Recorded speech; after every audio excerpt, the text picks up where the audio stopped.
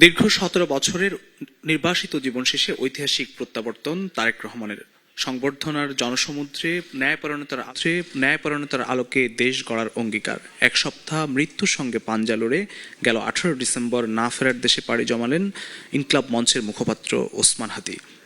ত্রয়োদশ জাতীয় সংসদ নির্বাচনের মনোনয়ন জমা দেওয়ার শেষ দিন আগামী ২৯ ডিসেম্বর। একদিকে যেমন সংসদ নির্বাচন ঘনিয়ে আসছে, বিপরীতে আইনশৃঙ্খলা পরিস্থিতি কতটা নির্বিঘ্ন থাকবে তা নিয়ে বাড়ছে উৎকণ্ঠা। নির্বাচন কমিশন কিংবা সরকার কতটা শঙ্কামুক্ত করতে পারবে আগামীর নির্বাচন, কতটাই বা তারা প্রস্তুত, এই নিয়ে কথা বলবো এবং এসবের উত্তর খুঁজবো। আমার সঙ্গে সম্মানিত অতিথিরা রয়েছেন। স্বপ্নধরা নিবেদিত দেশ সংলাপ পাওয়ার্ড বাই স্বপ্নটুর অনুষ্ঠানে সবাইকে স্বাগত জানাচ্ছি। আমি ফখরুল ইসলাম। আমি সর্বডান থেকে আমার অতিথিদের পরিচিত করাতে চাই। আমি একটু যেতে চাই সর্বডানে। আমার সঙ্গে আছেন তারেক রহমান, সদস্য সচিব আম জনতার দল। এরপর আছেন সাইফুল হক, সাধারণ সম্পাদক বিপ্লবী ওয়ার্কার্স পার্টি। আছেন ফয়েজ আহমদ, প্রধান উপদেষ্টা সিনিয়র সহকারী প্রেস সচিব। এবং সর্ববামে রয়েছেন সরোয়ার তুষার, যুগ্ম আহ্বায়ক, জাতীয় নাগরিক পার্টি এনসিপি। এরপর আছেন এম এ আজিজ, সিনিয়র সাংবাদিক। আছেন মোজাহিদুল ইসলাম সেলিম, সাবেক সভাপতি বাংলাদেশের কমিউনিস্ট পার্টি সিপিবি। সবাইকে ধন্যবাদ আমাদের এই অনুষ্ঠানে যুক্ত হবার জন্য। আমি একটু আমার একদম ডান থেকে আমি একটু অনুষ্ঠানটি শুরু করতে চাই এবং সর্বডানে রয়েছেন তারেক রহমান, সদস্য সচিব আম জনতার দল। আপনাকে দিয়ে আমি শুরু করতে চাই। আমরা ২৫ ডিসেম্বর আমরা দেখলাম বিএনপির ভারপ্রাপ্ত চেয়ারম্যান তারেক রহমানের ঐতিহাসিক প্রত্যাবর্তন।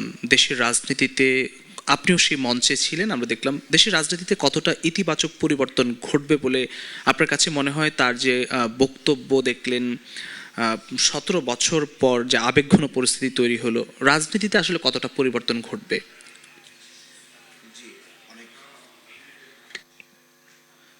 জি, অনেক ধন্যবাদ। ২৫ তারিখে বিএনপির ভারপ্রাপ্ত চেয়ারম্যান তারেক রহমান বাংলাদেশে এসেছেন। আমাদের রাজনৈতিক বক্তব্যে যারা মধ্যমপন্থা রাজনীতি করে বা লিবারেল রাজনীতি করে, তারা বক্তব্যে অনেক বেশি সৃষ্টিকর্তার নাম, আল্লাহর নাম নেন না। তো এইবার বক্তব্য ভিন্ন, যে এই বক্তব্যে অনেকবার তিনি মহান রব্বুল আলমিনের কথা বলেছেন, ন্যায়পরায়ণতার কথা বলেছেন, আমাদের নবী সাল্লাল্লাহু আলাইহি সাল্লামের কথা বলেছেন। তো এটা একটা মানুষের প্রত্যাশার জায়গা ছিল, কিন্তু সেই প্রত্যাশা রাজনৈতিকবিদরা পূরণ করেন না। তো উনি এসেছেন। গতকালকেও সাভার স্মৃতিসৌধে যাচ্ছিলেন, আমরা ছবিগুলো দেখছিলাম যে মায়েরা, বৃদ্ধ নারী অথবা যুবতী নারী সবাই মিলে কি উদ্বেগ, কি আগ্রহ নিয়ে সেখানে দাঁড়িয়ে আছে, এবং তারা নিজেরা রিলস মেকিং করছে, নিজেরা ছবি তুলছে, নিজেরা ভিডিও করছে। আবার কেউ কাঁধের উপরে সন্তান দিয়ে রেখে দিয়েছেন এবং সন্তান সেটা ভিডিও করছেন। এই সব কিছু মিলিয়ে একটা অন্যরকম একটা আবয়ব তৈরি হয়েছে। আমি যেটা মনে করি যে ওনাদের অনেক স্যাবোটেজ বা ক্ষতি করা হয়েছে এই গণঅভ্যুত্থান পরবর্তী সময়ে।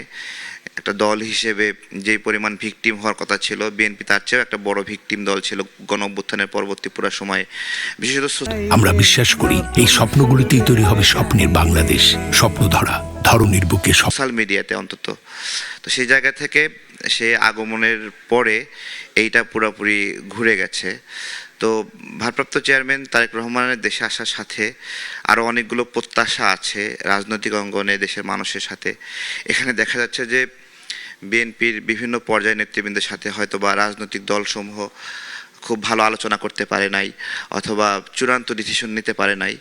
সে জায়গা থেকে একটা অনাস্থা, অস্থিতিশীলতা আছে। আমি মনে করি ভারপ্রাপ্ত চেয়ারম্যান তারেক রহমান দেশে এসেছেন, তিনি এখন অপরাপর রাজনৈতিক দলসমূহ যা আছে, সেটা জামাত হতে পারে, এনসিপি হতে পারে, গণ অধিকার, ইসলামী আন্দোলন অথবা আরও যারা বিভিন্ন শরিক দল আছে, মান্না ভাই দল আছে, সিপিবি, গণতন্ত্র মঞ্চ, সব কিছু মিলিয়ে আমি মনে করি আমাদের নির্বাচনের জন্য অল্প সময় আছে। এই সময়ের মধ্যে অনেকগুলো সামঞ্জস্যপূর্ণ সমন্বয় হবে আমি আশা করছি। আপনি কি নির্বাচন করছেন? আমি নির্বাচন করছি, কিন্তু এখনো ঠিক করি নাই কোন আসনে নির্বাচন করব। জি, অসংখ্য ধন্যবাদ আপনাকে। আমি একটু আমার একদম সর্ববায় রয়েছেন জনাব সরোয়ার তুষার, যুগ্ম আহ্বায়ক, জাতীয় নাগরিক পার্টি এনসিপি। আপনার কাছে একটু আসতে চাই। আপনার দল ১২৫ আসনে প্রার্থী ঘোষণা করেছে। আগামী ২৯ ডিসেম্বর মনোনয়ন জমা দেওয়ার শেষ দিন। আপনারা কি এই প্রার্থী তালিকা আরও বড় করবেন কিনা? এবং নির্বাচনের প্রস্তুতি কেমন? একই সঙ্গে তারেক রহমান ইস্যুটিও একটু বলতে চাই, গত পরশু 17 বছরের নির্বাসিত জীবন শেষ করে তিনি দেশের মাটিতে আসলেন। এইটি আপনারও একটি রাজনৈতিক দল, তিনি আরেকটি রাজনৈতিক দলের ভারপ্রাপ্ত চেয়ারম্যান, সেটি রাজনীতিতে একটু ভিন্ন মাত্রা যোগ করবে বলে মনে করেন কিনা? জি, আপনাকে ধন্যবাদ এবং সহ আলোচকদের শুভেচ্ছা জানাচ্ছি। অবশ্যই দ্বিতীয় প্রশ্নটা থেকে শুরু করি। আপনার যে জনাব তারেক রহমান বিএনপির ভারপ্রাপ্ত চেয়ারম্যান, তিনি দেশে এসেছেন দীর্ঘ 17 বছর যাবৎ। আমরা যখন থেকে কনফার্মেশনটা পেলাম যে তিনি এবার 25 তারিখে আসবেন, তখন থেকে কিন্তু আমরা এটাকে স্বাগত জানিয়েছি, কারণ এটা বিএনপির জন্য যেমন জরুরি, বাংলাদেশে এই মুহূর্তে নির্বাচনের সময়ের মধ্যে যেহেতু আমরা আছি, বাংলাদেশের জন্য জরুরি, কারণ একটা দলের প্রধান তার অনুপস্থিতি অনেক ধরনের সমস্যা তৈরি করতে পারে। ফলে তিনি এসেছেন, মানে যদি অনেকগুলো ডেট আমরা এর আগে পেয়েছিলাম, সেগুলো নিয়ে বেশ কিছু কনফিউশন তৈরি হয়েছিল। শেষ পর্যন্ত তিনি এসেছেন এবং এসে যে বক্তব্য দিয়েছেন এটা অবশ্যই আশাব্যঞ্জক। আমরা আশা করব যে তিনি তার যেভাবে তিনি বলেছেন সে অনুযায়ী তার দলকে তিনি তৈরি করবেন এবং আগামীতে বাংলাদেশকে, তারা সরকারে থাকেন বা বিরোধী দল থাকেন, যেখানেই থাকেন, সে অনুযায়ী তারা ভূমিকা রাখবে এবং বিএনপি দলকে অবশ্যই তার এই আগমন এটা চাঙ্গা করবে, এটা এ ব্যাপারে কোনো সন্দেহ নাই। আর একটা জিনিস হচ্ছে যে তিনি তো আসলে বাংলাদেশ ছাড়ার প্রেক্ষাপটটাও খুব মানে তাকে তো আসলে এক ধরনের নির্যাতন করে দেশ ত্যাগে বাধ্য করা হয়েছিল। সেই হিসেবে তার এবং আওয়ামী লীগ আমরা দেখেছি বারবার বলেছে যে তাকে আর দেশে আসতে দেবে না, এই ধরনের কথাবার্তা বলতো। কিন্তু শেষ পর্যন্ত যেহেতু তিনি এই ক্ষেত্রে জুলুমের শিকার হয়েছেন, তিনি দেশে আসতে পেরেছেন। যারা এই হুঙ্কার দিয়েছে তারা কিন্তু আজকে দেশে নাই। এটা হচ্ছে তারেক রহমান সম্পর্কে আমার বক্তব্য। এবং আমরা অবশ্যই আমাদের দলীয় মতপার্থক্য থাকলেও অবশ্যই বহুদলীয় গণতন্ত্রের স্বার্থে আমরা প্রত্যেকটা দলের স্বাভাবিক রাজনীতি করার যে অধিকার দলের এবং ব্যক্তির, সেটার পক্ষে সবসময় থাকবো। আরেকটা হচ্ছে যে আমাদের দলের নমিনেশন, যেটা আগামী 29 তারিখ তো নমিনেশন সাবমিট করার লাস্ট ডেট, তো সেই অনুযায়ী আমরা সাবমিট করব এবং আগামীকাল আজকে আমরা সিদ্ধান্ত নেব যে পরের ধাপের এটা আমরা দেবো কিনা, আর এবং দিলে সেটা আগামীকালকের মধ্যেই সব কাজ করতে হবে। এগুলো প্রক্রিয়াধীন আছে এবং আমরা যারা নমিনেশন পেয়েছে তাদেরকে নির্দেশনা দেওয়া আছে যে তারা যেন তাদের নমিনেশন পেপারগুলো নির্বাচন কমিশন মানে রিটার্নিং অফিসারের কাছ থেকে তুলে নেয় এবং সেটা আবার মানে যে সমস্ত কাগজপত্র লাগে সেগুলো ম্যানেজ করে আবার জমা দেয়। কালকের মধ্যে, পরশুদিনের মধ্যে জমা দিতে হবে এবং সেক্ষেত্রে দলীয় প্রত্যয়নপত্রের একটা ব্যাপার থাকে, ওইটা আমরা আগামীকালকের মধ্যে আমাদের যারা প্রার্থী আছে তাদেরকে সরবরাহ করব, এরকম একটা পরিকল্পনা আছে। আপনার দলের প্রার্থী 125 জন, এটি কি আরও বাড়বে কিনা? এইটা আজকে আমরা একটা সংবাদ সম্মেলন আছে আমাদের, সেখানে হয়তো আমাদের এই ব্যাপারে সিদ্ধান্ত আসবে। যদি বাড়ে তাহলে সেটা কালকে সকালেই ঘোষণা করা হবে এবং তারপরে তাদেরকে সহ যারা প্রার্থী তাদেরকে ওই দলীয় প্রত্যয়নপত্রের আগামীকালকেই দেওয়া হবে। অসংখ্য ধন্যবাদ। আমি একটু আমার ডানের রয়েছেন জনাব সাইফুল হক, সাধারণ সম্পাদক বিপ্লবী ওয়ার্কার্স পার্টি। আপনার কাছে একটু আসতে চাই, আপনি তো নির্বাচন করছেন, নির্বাচনে আইন শৃঙ্খলা পরিস্থিতি এখন আসলে কোন পর্যায়ে রয়েছে? সেই সঙ্গে আমরা একটু তারেক রহমানের প্রসঙ্গটি নিয়েও বলতে চাই যে তারেক রহমানের বক্তব্য, তার যে সংবর্ধনা, তাকে বরণ করে নেওয়া মানুষের যে উপস্থিতি, তার ভাষণ, সব কিছু মিলে কি মূল্যায়ন করবেন? আপনাকে ধন্যবাদ। প্রিয়ভাজন আলোচক বৃন্দ, দর্শক শ্রোতা যারা দেখছেন, আপনাদেরকে শুভেচ্ছা জানাই।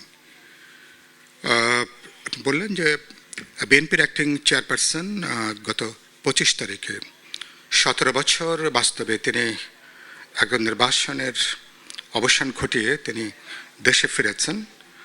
প্রথমত সমসাময়িক পৃথিবীতে দ্বিতীয় নজির আছে কিনা জানি না যে 17 বছর দেশের বাইরে থেকে কেবলমাত্র অনলাইনে অথবা ভার্চুয়াল জগতে একটা দলকে নেতৃত্ব প্রদান করা, এটা প্রায় বলতে পারেন প্রায় একটা বিরল বা একটা নজিরবিহীন ঘটনা সাম্প্রতিক এই সময়কালের ভেতরে। এবং তিনি ব্যক্তি জীবনে যে হয়রানির শিকার হয়েছেন, নির্যাতিত হয়েছেন, তার পরিবার তার শোকের ঘটনা আছে, দলকে যেভাবে চরম বিপর্যয়ের মধ্যে পড়তে হয়েছে, দলকে ছিন্ন বিচ্ছিন্ন করা, ছত্রভঙ্গ করা, আরেকটা হলো গুম, হত্যা, নির্যাতন এবং বিএনপি যেভাবে রাষ্ট্রীয় সন্ত্রাসের শিকার হয়েছে, এটা মোকাবেলা করে তিনি 25 তারিখে এসছেন। সম্ভবত আমাদের ইতিহাসের সবচেয়ে বড় সমাবেশে তিনি যোগ দিয়েছেন। গুরুত্বপূর্ণ হচ্ছে যে তার বক্তব্যের মধ্যে আমরা যারা মঞ্চে ছিলাম বা সবাই এটা দেখেছেন ব্যক্তিগত কোনো হিংসা, বিদ্বেষ, কোনো প্রতিহিংসার কোনো শব্দ, কোনো বাক্য তার বক্তব্যের মধ্যে ছিল না। এবং বরঞ্চ তিনি বলতে পারেন যে ব্যক্তিগত ক্ষোভের বাইরে যে বরঞ্চ ঐক্যের কথা বলেছেন, সংহতির কথা বলেছেন, এক ধরনের ভিন্নতার মধ্যেও সবাইকে নিয়ে কীভাবে কাজ করা যায় সেই বার্তাটা তিনি বরঞ্চ বহুভাবে দেওয়ার চেষ্টা করেছেন। এটা প্রচলিত অর্থে কোনো জনসভা না, কোনো নির্বাচনী সমাবেশ না। তিনি শুভেচ্ছা তাকে এক ধরনের বরণ করে নেবার জন্য সমাবেশ। তিনি তার দল এবং দেশবাসীকে তিনি আসলে কৃতজ্ঞতা তিনি জানিয়েছেন। গুরুত্বপূর্ণ হচ্ছে যিনি এমন একটা সময় এসছেন যখন আপনি ফেব্রুয়ারিতে আমাদের জাতীয় নির্বাচন, গণভোট একই দিনে অনুষ্ঠান হবার কথা। এখনো পর্যন্ত রাজনীতি কিছু অস্থিরতা আছে, রাজনৈতিক প্রতিযোগিতা কখনো কখনো সহিংসতায় বৈরী একটা সংস্কৃতি জন্ম দিচ্ছে। এই জায়গা থেকে তার আশাটা আমার মনে হয় যে তিনি ভিন্নতার পরে বৈচিত্র্যের মধ্যেও সবার মধ্যে কীভাবে একটা ঐক্য গড়ে তোলা যায়, আমার মনে হয় সে ব্যাপারে তিনি বারবার করে তিনি বার্তা দেওয়ার চেষ্টা করেছেন। মুক্তিযুদ্ধের আমাদের অর্জন, শহীদদের স্মরণ করেছেন। সেই জায়গা থেকে তিনি 24-এর গণঅভ্যুত্থানকে তিনি সম্পৃক্ত করেছেন। এমনকি শহীদ ওসমান হাদির কথাটাও তিনি উল্লেখ করেছেন। আজকে বিকেলে ওসমান হাদির কবরে তার শ্রদ্ধা জানানোর জন্য তার সকালবেলা তার আমরা বিশ্বাস করি এই স্বপ্নগুলিতেই তৈরি হবে স্বপ্নের বাংলাদেশ। স্বপ্ন ধরা, ধরনীর বুকে যাওয়ার কথা আছে। আর এই প্রসঙ্গে যেটা বলতে চাই, তিনি আসলে বিরাট একটা প্রত্যাশার চাপ নিয়ে তিনি কিন্তু দেশে এসছেন। তিনি বলেন যে আই হ্যাভ এ প্ল্যান, যেটা বললেন 17 বছর ধরে তিনি বাংলাদেশ নিয়ে তার জনগণকে নিয়ে যে রূপকল্প স্বপ্ন তৈরি করেছেন, বাস্তবে এখন তিনি দেশে আসার পরে দলের নেতৃত্ব দেওয়া আগামী নির্বাচন, পরবর্তীতে তারা যদি সরকার গঠন করতে পারেন, পরবর্তী পার্লামেন্ট যেটা কনস্টিটিউয়েন্ট পার্লামেন্ট হিসেবে যেটা কাজ করার কথা পরবর্তী 180 দিন, পুরো গণতান্ত্রিক অভিযাত্রায় তিনি তার এই রূপকল্প বা 31 দফায় যেখানে আমরা যুগপৎ আন্দোলন ঐক্যবদ্ধ হয়েছিলেন, সেটা তিনি যদি প্রজ্ঞা দূরদর্শিতার সাথে তিনি যদি নেতৃত্ব প্রদান করতে পারেন, তিনি ইতিহাসের একটা গুরুত্বপূর্ণ ব্যক্তি বা একজন গুরুত্বপূর্ণ নেতৃত্বদায়ী মানুষ হিসেবে তিনি চিহ্নিত হবেন। আর ইলেকশনের কথা আপনি যেটা বললেন, আমি নিজেই তো এখানে ঢাকা 12-তে বিপ্লবী ওয়ার্কার্স পার্টির আমাদের যে কোদাল মার্কা, আমি 12 আসনের প্রার্থী। এই সুযোগে আমি ঢাকা 12-র যারা ভোটার আছেন, জনগণ আছেন, তাদেরকে আমি শুভেচ্ছা জানাই, কৃতজ্ঞতা জানাই। পরিবেশটা এখনো পর্যন্ত বলবো বড় ধরনের কোনো সংখ্যা আমি এখনো পর্যন্ত দেখছি না। কিন্তু আমাদের পরিস্থিতি এরকম, যে কোনো সময় যে কোনো ঘটনা অনেক বড় হয়ে দেখা দেয়। তো আমি আশা করব, যেহেতু সকল দল এখন নির্বাচনমুখী, প্রত্যেকে আমরা গণঅভ্যুত্থানের যারা অংশীজনরা আছেন তারা যেহেতু আমরা গণভোটের ব্যাপারে একই দিনে হবে, কিন্তু এখনো পর্যন্ত আমি মনে করি সরকার প্রয়োজনীয় আস্থার জায়গাটা কোনো ঘাটতি আছে ল এনফোর্সিং এজেন্সির ক্ষেত্রে, প্রশাসনের ক্ষেত্রে। ফলে আমি মনে করি সরকারের পলিটিক্যাল উইলটা সবচেয়ে গুরুত্বপূর্ণ। আমি বিশ্বাস করতে চাই সরকারের পলিটিক্যাল উইলের ক্ষেত্রে কোনো ঘাটতি নেই। তারা ইলেকশন কমিশন, রাজনৈতিক দল, জনগণ, ভোটার সবাইকে যুক্ত করে, সবাইকে আস্থার মধ্যে নিয়ে যেটুকু ঝুঁকি আছে, যেটুকু শঙ্কা আছে, ঐক্যবদ্ধভাবে আমি মনে করি সেটাকে মোকাবেলা করে 17 বছর ধরে আমাদের মানুষ যে নির্বাচন অপেক্ষা করছে, নিজের মার্কা, নিজের প্রার্থী বা প্রতিনিধিকে ভোট দেবেন এবং বাংলাদেশ এটা নিয়মতান্ত্রিক পথে হাঁটতে পারবে, আশা করি সেই জায়গাটা যাবে। এবং সেক্ষেত্রে সবারই একটা যৌথ দায়িত্বের প্রশ্ন আছে। আমি আশা করি আমাদের মানুষ এবার ছোটোখাটো ঝুঁকি আছে, হয়তোবা কারো নাশকতার কারো আশঙ্কাও থাকতে পারে, সব কিছু মোকাবেলা করে দিন শেষে 12 ফেব্রুয়ারি আমরা ইতিহাসের সেরা নির্বাচন করতে পারবো কিনা জানি না, কিন্তু একটা ভালো নির্বাচনের মধ্য দিয়ে জনগণ তার প্রতিনিধি নির্বাচন করবে, বাংলাদেশ এটা গণতান্ত্রিক পথে হাঁটতে পারবে, সে বিশ্বাস আমি নিশ্চয়ই আজকে রাখতে চাই। ধন্যবাদ। অসংখ্য ধন্যবাদ জনাব সাইফুল হক। আমি একটু আবার মামি রয়েছেন জনাব এম এ আজিজ, আপনার কাছে একটু আসি। এখন আসলে আইন শৃঙ্খলা পরিস্থিতি বা ঝুঁকি বা শঙ্কা আসলে কতটা দেখছেন? একই সঙ্গে তারেক রহমানের 17 বছরের নির্বাসিত জীবন শেষ করে দেশে ফেরা, তার যে প্রত্যাবর্তন কিভাবে মূল্যায়ন করবেন? ধন্যবাদ আপনাকে, দর্শক শ্রোতাকে এবং সহ আলোচকবৃন্দ।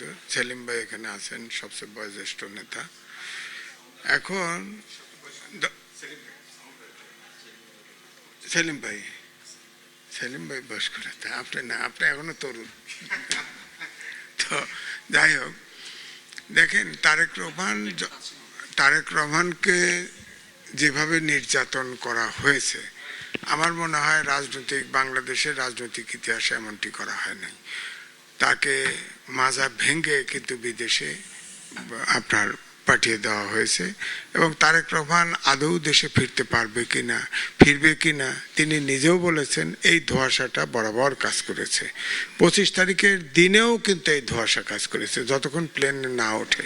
সুতরাং এখন ধরেন তিনি এসেছে, আপনারা দেখেন ওই সময় তার বক্তৃতা বিবৃতিও কিন্তু নিষিদ্ধ ছিল বাংলাদেশে।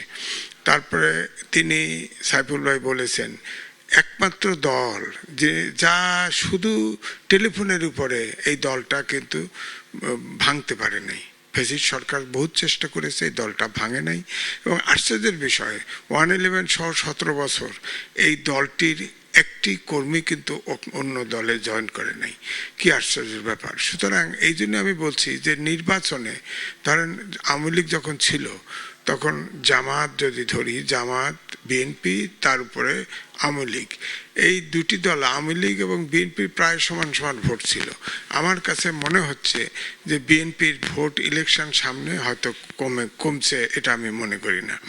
যাই হোক, যে কথা বলছিলাম যে ধরেন এই যে 25 তারিখে তিনি আসলেন, পাশাপাশি আর একটা জমায়েত ছিল, এই জমায়েত নিয়েও কিন্তু আলোচনা করেছিল এই দিন কেন, এই প্রশ্নটা ছিল। যাই হোক, তিনি আসার পরে যে বক্তব্য দিয়েছে তিনি আমেরিকান অধিকার কর্মী আপনার মার্টিন লুথার তার কিন্তু বলেছে, তারটা উল্লেখ করে বলেছে, তিনি বলেছিলেন আই হ্যাভ এ প্ল্যান, তিনি বলেছেন উই হ্যাভ এ প্ল্যান।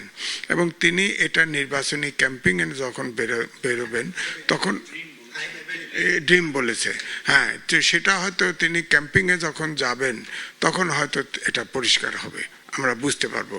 এখনো কিন্তু এটা নিয়ে আলোচনা নেই। তবে একটা জিনিস বলা যায়, এই যে দীর্ঘদিন তিনি প্রবাসে ছিল, আসবেন কি আসবেন না, এরপরে বাংলাদেশে দেখবেন অভ্যুত্থানের যে শক্তির ভিতরে কিন্তু রীতিমতো দ্বিধা, দ্বন্দ্ব, সংকোচ, বিভক্তি দ্বারা বেড়েছে। এই সময় এই নানান বিবেচনায় আমার মনে হয় এই গ্যাদারিংটা এত বড় বিশাল গ্যাদারিং হয়েছে তাকে দেখার জন্য, এবং তার কাছে প্রত্যাশা অনেক।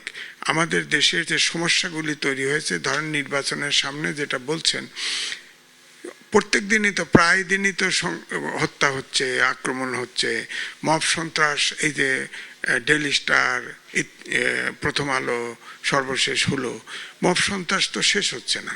অর্থাৎ একটা জিনিস হয়ে গেছে যে বল প্রয়োগে সব অধিকার আদায় করা, এরকম একটা মানসিকতা কিন্তু দাঁড়ায় গেছে। 2 নম্বর হচ্ছে ধরেন এই দেশে আমি বলি আর কি 54 বছর দেশ স্বাধীন হয়েছে, মুক্তিযুদ্ধের প্রত্যাশা যেমন পূরণ হয় নাই, 90-এরটাও পূরণ হয় নাই, এবং 24-এরটাও আর পূরণ হবে বলে মনে হচ্ছে না, আমার কাছে মনে হচ্ছে না। সুতরাং দেশ কিন্তু যতই বলেন একটা অনিশ্চয়তার মধ্যে আছে। সরকারের পক্ষ থেকে নির্বাচন দেওয়ার দারুণ প্রচেষ্টা চলছে এবং তারা সরকার সিরিয়াস, কিন্তু অভ্যুত্থানের শক্তিগুলোর উপরে ভর করে, আমি বলবো এই অনৈক্যের উপরে ভর করে নানান জায়গায় কিন্তু বিশৃঙ্খলা তৈরি হচ্ছে।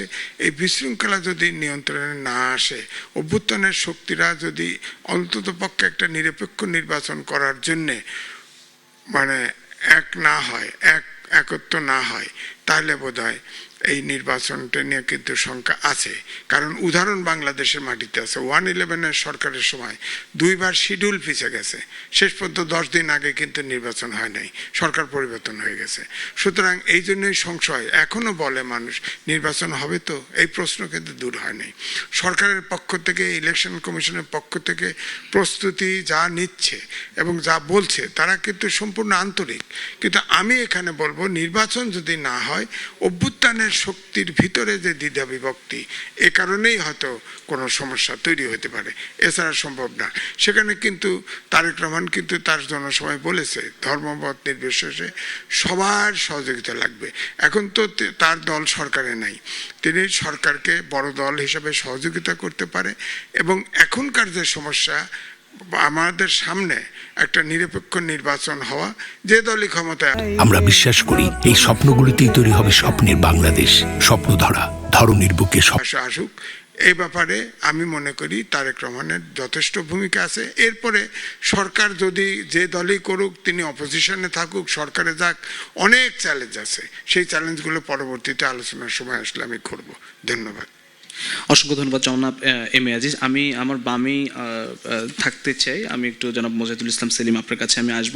আমি একটু তারেক রহমানের ফেরাকে ঘিরে বিভিন্ন বিদেশি গণমাধ্যম যেসব শিরোনামগুলো করেছে সেগুলো একটু বলতে চাই। যে বার্তা সংস্থা রয়টার্স বলছে যে নির্বাচনের আগে নির্বাসন থেকে ফিরলেন বাংলাদেশের সম্ভাব্য প্রধানমন্ত্রী। এপি বলছে সম্ভাব্য প্রধানমন্ত্রী তারেক রহমানের বাংলাদেশে পৌঁছেছেন। বিবিসি বলছে 17 বছর নির্বাসনে থাকার পর দেশে ফিরেছেন বাংলাদেশের প্রধানমন্ত্রী পদপ্রার্থী। আল জাজিরা বলছে বাংলাদেশের বিরোধী দলীয় নেতা তারেক রহমান 17 বছর নির্বাসনে থাকার পর দেশে ফিরেছেন।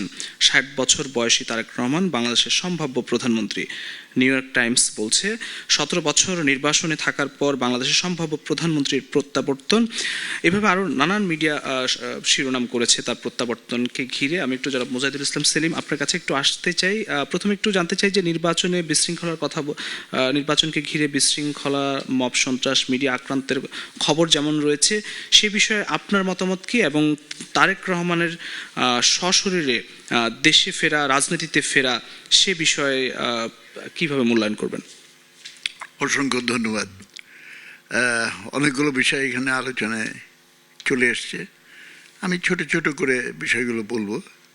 হয়তো কোনো বিষয়ে একটা পূর্ণাঙ্গ আলোচনা কেউ দিয়ে আশা করেন এই অল্প সময়ে সেটা সম্ভব না। আমি প্রথমেই সেই ক্ষেত্রে ক্ষমা চেয়ে নিচ্ছি।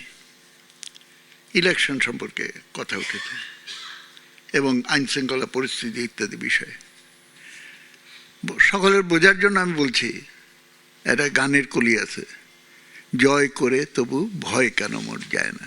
আজিজ সাহেব একটু আগে বললেন বাংলাদেশ ষড়যন্ত্রে ভরপুর। আমরা বিজয় অর্জন করি, 71-এ করেছি, 90-এ করেছি, এইবার আমরা 24-এ করলাম। বাঙালি জাতি দুর্ভাগা জাতি, আমরা বিজয় অর্জন করি কিন্তু বিজয় ধরে রাখতে পারি না। কেন পারি না? কেননা যারা বিজয়ের প্রধান কারিগর সেটা হলো জনগণ। বিজয়ের ফসল সে প্রয়োগ করে দেশটাকে তার স্বপ্নের দেশ হিসেবে পরিণত করবে, সেই সুযোগটা তাদেরকে দেওয়া হয় না।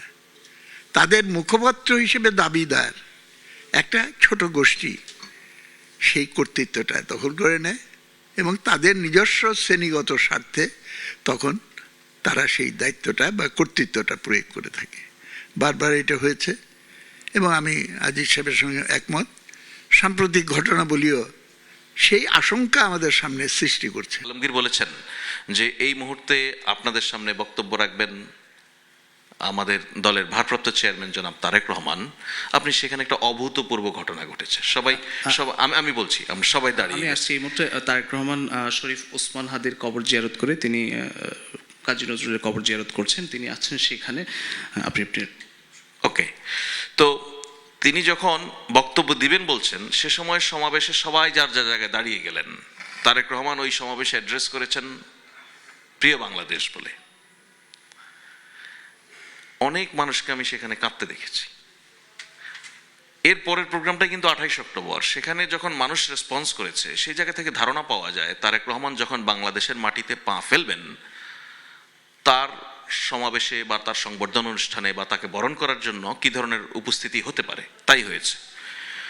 আপনি খেয়াল করুন যে 25 ডিসেম্বর যখন তারেক রহমান বাংলাদেশে ফিরলেন, আপনি আপনাদের টেলিভিশনের স্ক্রিনেও যদি তাকিয়ে দেখেন দেখবেন যে বিভিন্ন মানুষ যারা নানান শারীরিক প্রতিবন্ধকতা নিয়ে এই প্রোগ্রামে উপস্থিত হয়েছেন, কারো হাত নেই দেখেছি, কারো দেখেছি পা নেই, কেউ স্ক্র্যাচে বর করে এসেছেন, হুইল চেয়ারে এসেছেন। এরা কেউই জন্মগতভাবে এই প্রতিবন্ধকতা নিয়ে জন্মাননি। এরা প্রত্যেকেই গত 17 বছরে তাদের শরীরের এই অঙ্গগুলি হারিয়েছেন। আপনি যদি তারেক রহমানকে বাংলাদেশের রাজনৈতিক ল্যান্ডস্কেপে এভাবে বিবেচনা করেন যে 17 বছরের রাজনৈতিক যে জুলুম, সেই জুলুমের সবচেয়ে বেশি নির্যাতিত নিষ্পেষিত যে সমস্ত মুখ, সেই কোনো একটি মুখকে দিয়ে আপনি পুরো পরিস্থিতিটাকে বর্ণনা করতে চান, আমার ধারণা ওনার মুখ অন্যতম হবে। উনি একটা নির্যাতনের মুখ। সুতরাং ওনার বাংলাদেশের রাজনীতিতে যখন সামনে নির্বাচন, সরকার আগামী 12 ফেব্রুয়ারি নির্বাচন করতে যাচ্ছে, নির্বাচন কমিশন তার সকল আয়োজন সম্পন্ন করার পথে, সে সময় ওনার উপস্থিতি এখানকার এই মোমেন্টামটাকে অনেক গুণ বাড়িয়ে দিবে, তো কোনো সন্দেহ নেই। তবে একই সঙ্গে ওনার ফেরার মধ্য দিয়ে অতীতের কিছু প্রশ্নের, বিতর্কিত প্রশ্নের অবসান যেমন ঘটে, ভবিষ্যতের কিছু প্রশ্নের সম্ভাব্য উত্তরের মধ্য দিয়ে মেলে। আপনি খেয়াল করবেন যে আমাদের এখানে একটা বিপুল বিতর্কের বিষয় ছিল তারেক রহমান দেশে ফিরবেন না, উনি ফিরতে পারবেন না, উনি মুসলেকা দিয়েছেন, উনি এই কারণে ফিরবেন না, উনি ব্রিটিশ সিটিজেন, নানান বিতর্ক ছিল। সব বিতর্কের অবসান ঘটেছে ওনার আগমনের মধ্য দিয়ে। এখানে যখন বেগম জিয়া অসুস্থ হয়ে লন্ডনে গিয়েছিলেন এর আগে চিকিৎসা নিতে, আমরা রাজনীতিতে -2 দেখেছিলাম আলোচনা হতে। এবার যখন বেগম জিয়া আবার অসুস্থ হলেন, ওনাকে দেশের বাইরে উন্নত চিকিৎসার জন্য পাঠানোর ব্যবস্থা হচ্ছিল, তখন -4 আমাদের রাজনীতিতে আবার নতুন করে আলোচনায় এসেছিল। সেই সমস্ত প্রশ্নের অবসান ঘটেছে এবং যেই প্রশ্নটি আমার সেলিম ভাই কথা বলতে বলছিলেন, ইভেন আজিজ ভাইয়ের বক্তব্যও এসেছে, যে প্রশ্নটি এখনো হচ্ছে যে কোথাও কোথাও নির্বাচন নিয়ে খানিকটা সন্দেহ সংশয় মানুষের মধ্যে এখনো আছে, আমি বোধ করি সেই ভবিষ্যৎ প্রশ্নেরও সম্ভাব্য উত্তর জনাব তারেক রহমানের বাংলাদেশে আগমনের মধ্য দিয়ে অবসান ঘটল। ধন্যবাদ। অসংখ্য ধন্যবাদ জনাব ফয়েজ আহমদ। আমরা স্বপ্ন ধরানো ব্যতীত দেশ সংলাপ পাওয়ার বাই স্বপ্নটির অনুষ্ঠানে এই পর্যায়ে নিচ্ছি একটি ছোট্ট বিরতি, ফিরছি একটু পর, সঙ্গেই থাকুন।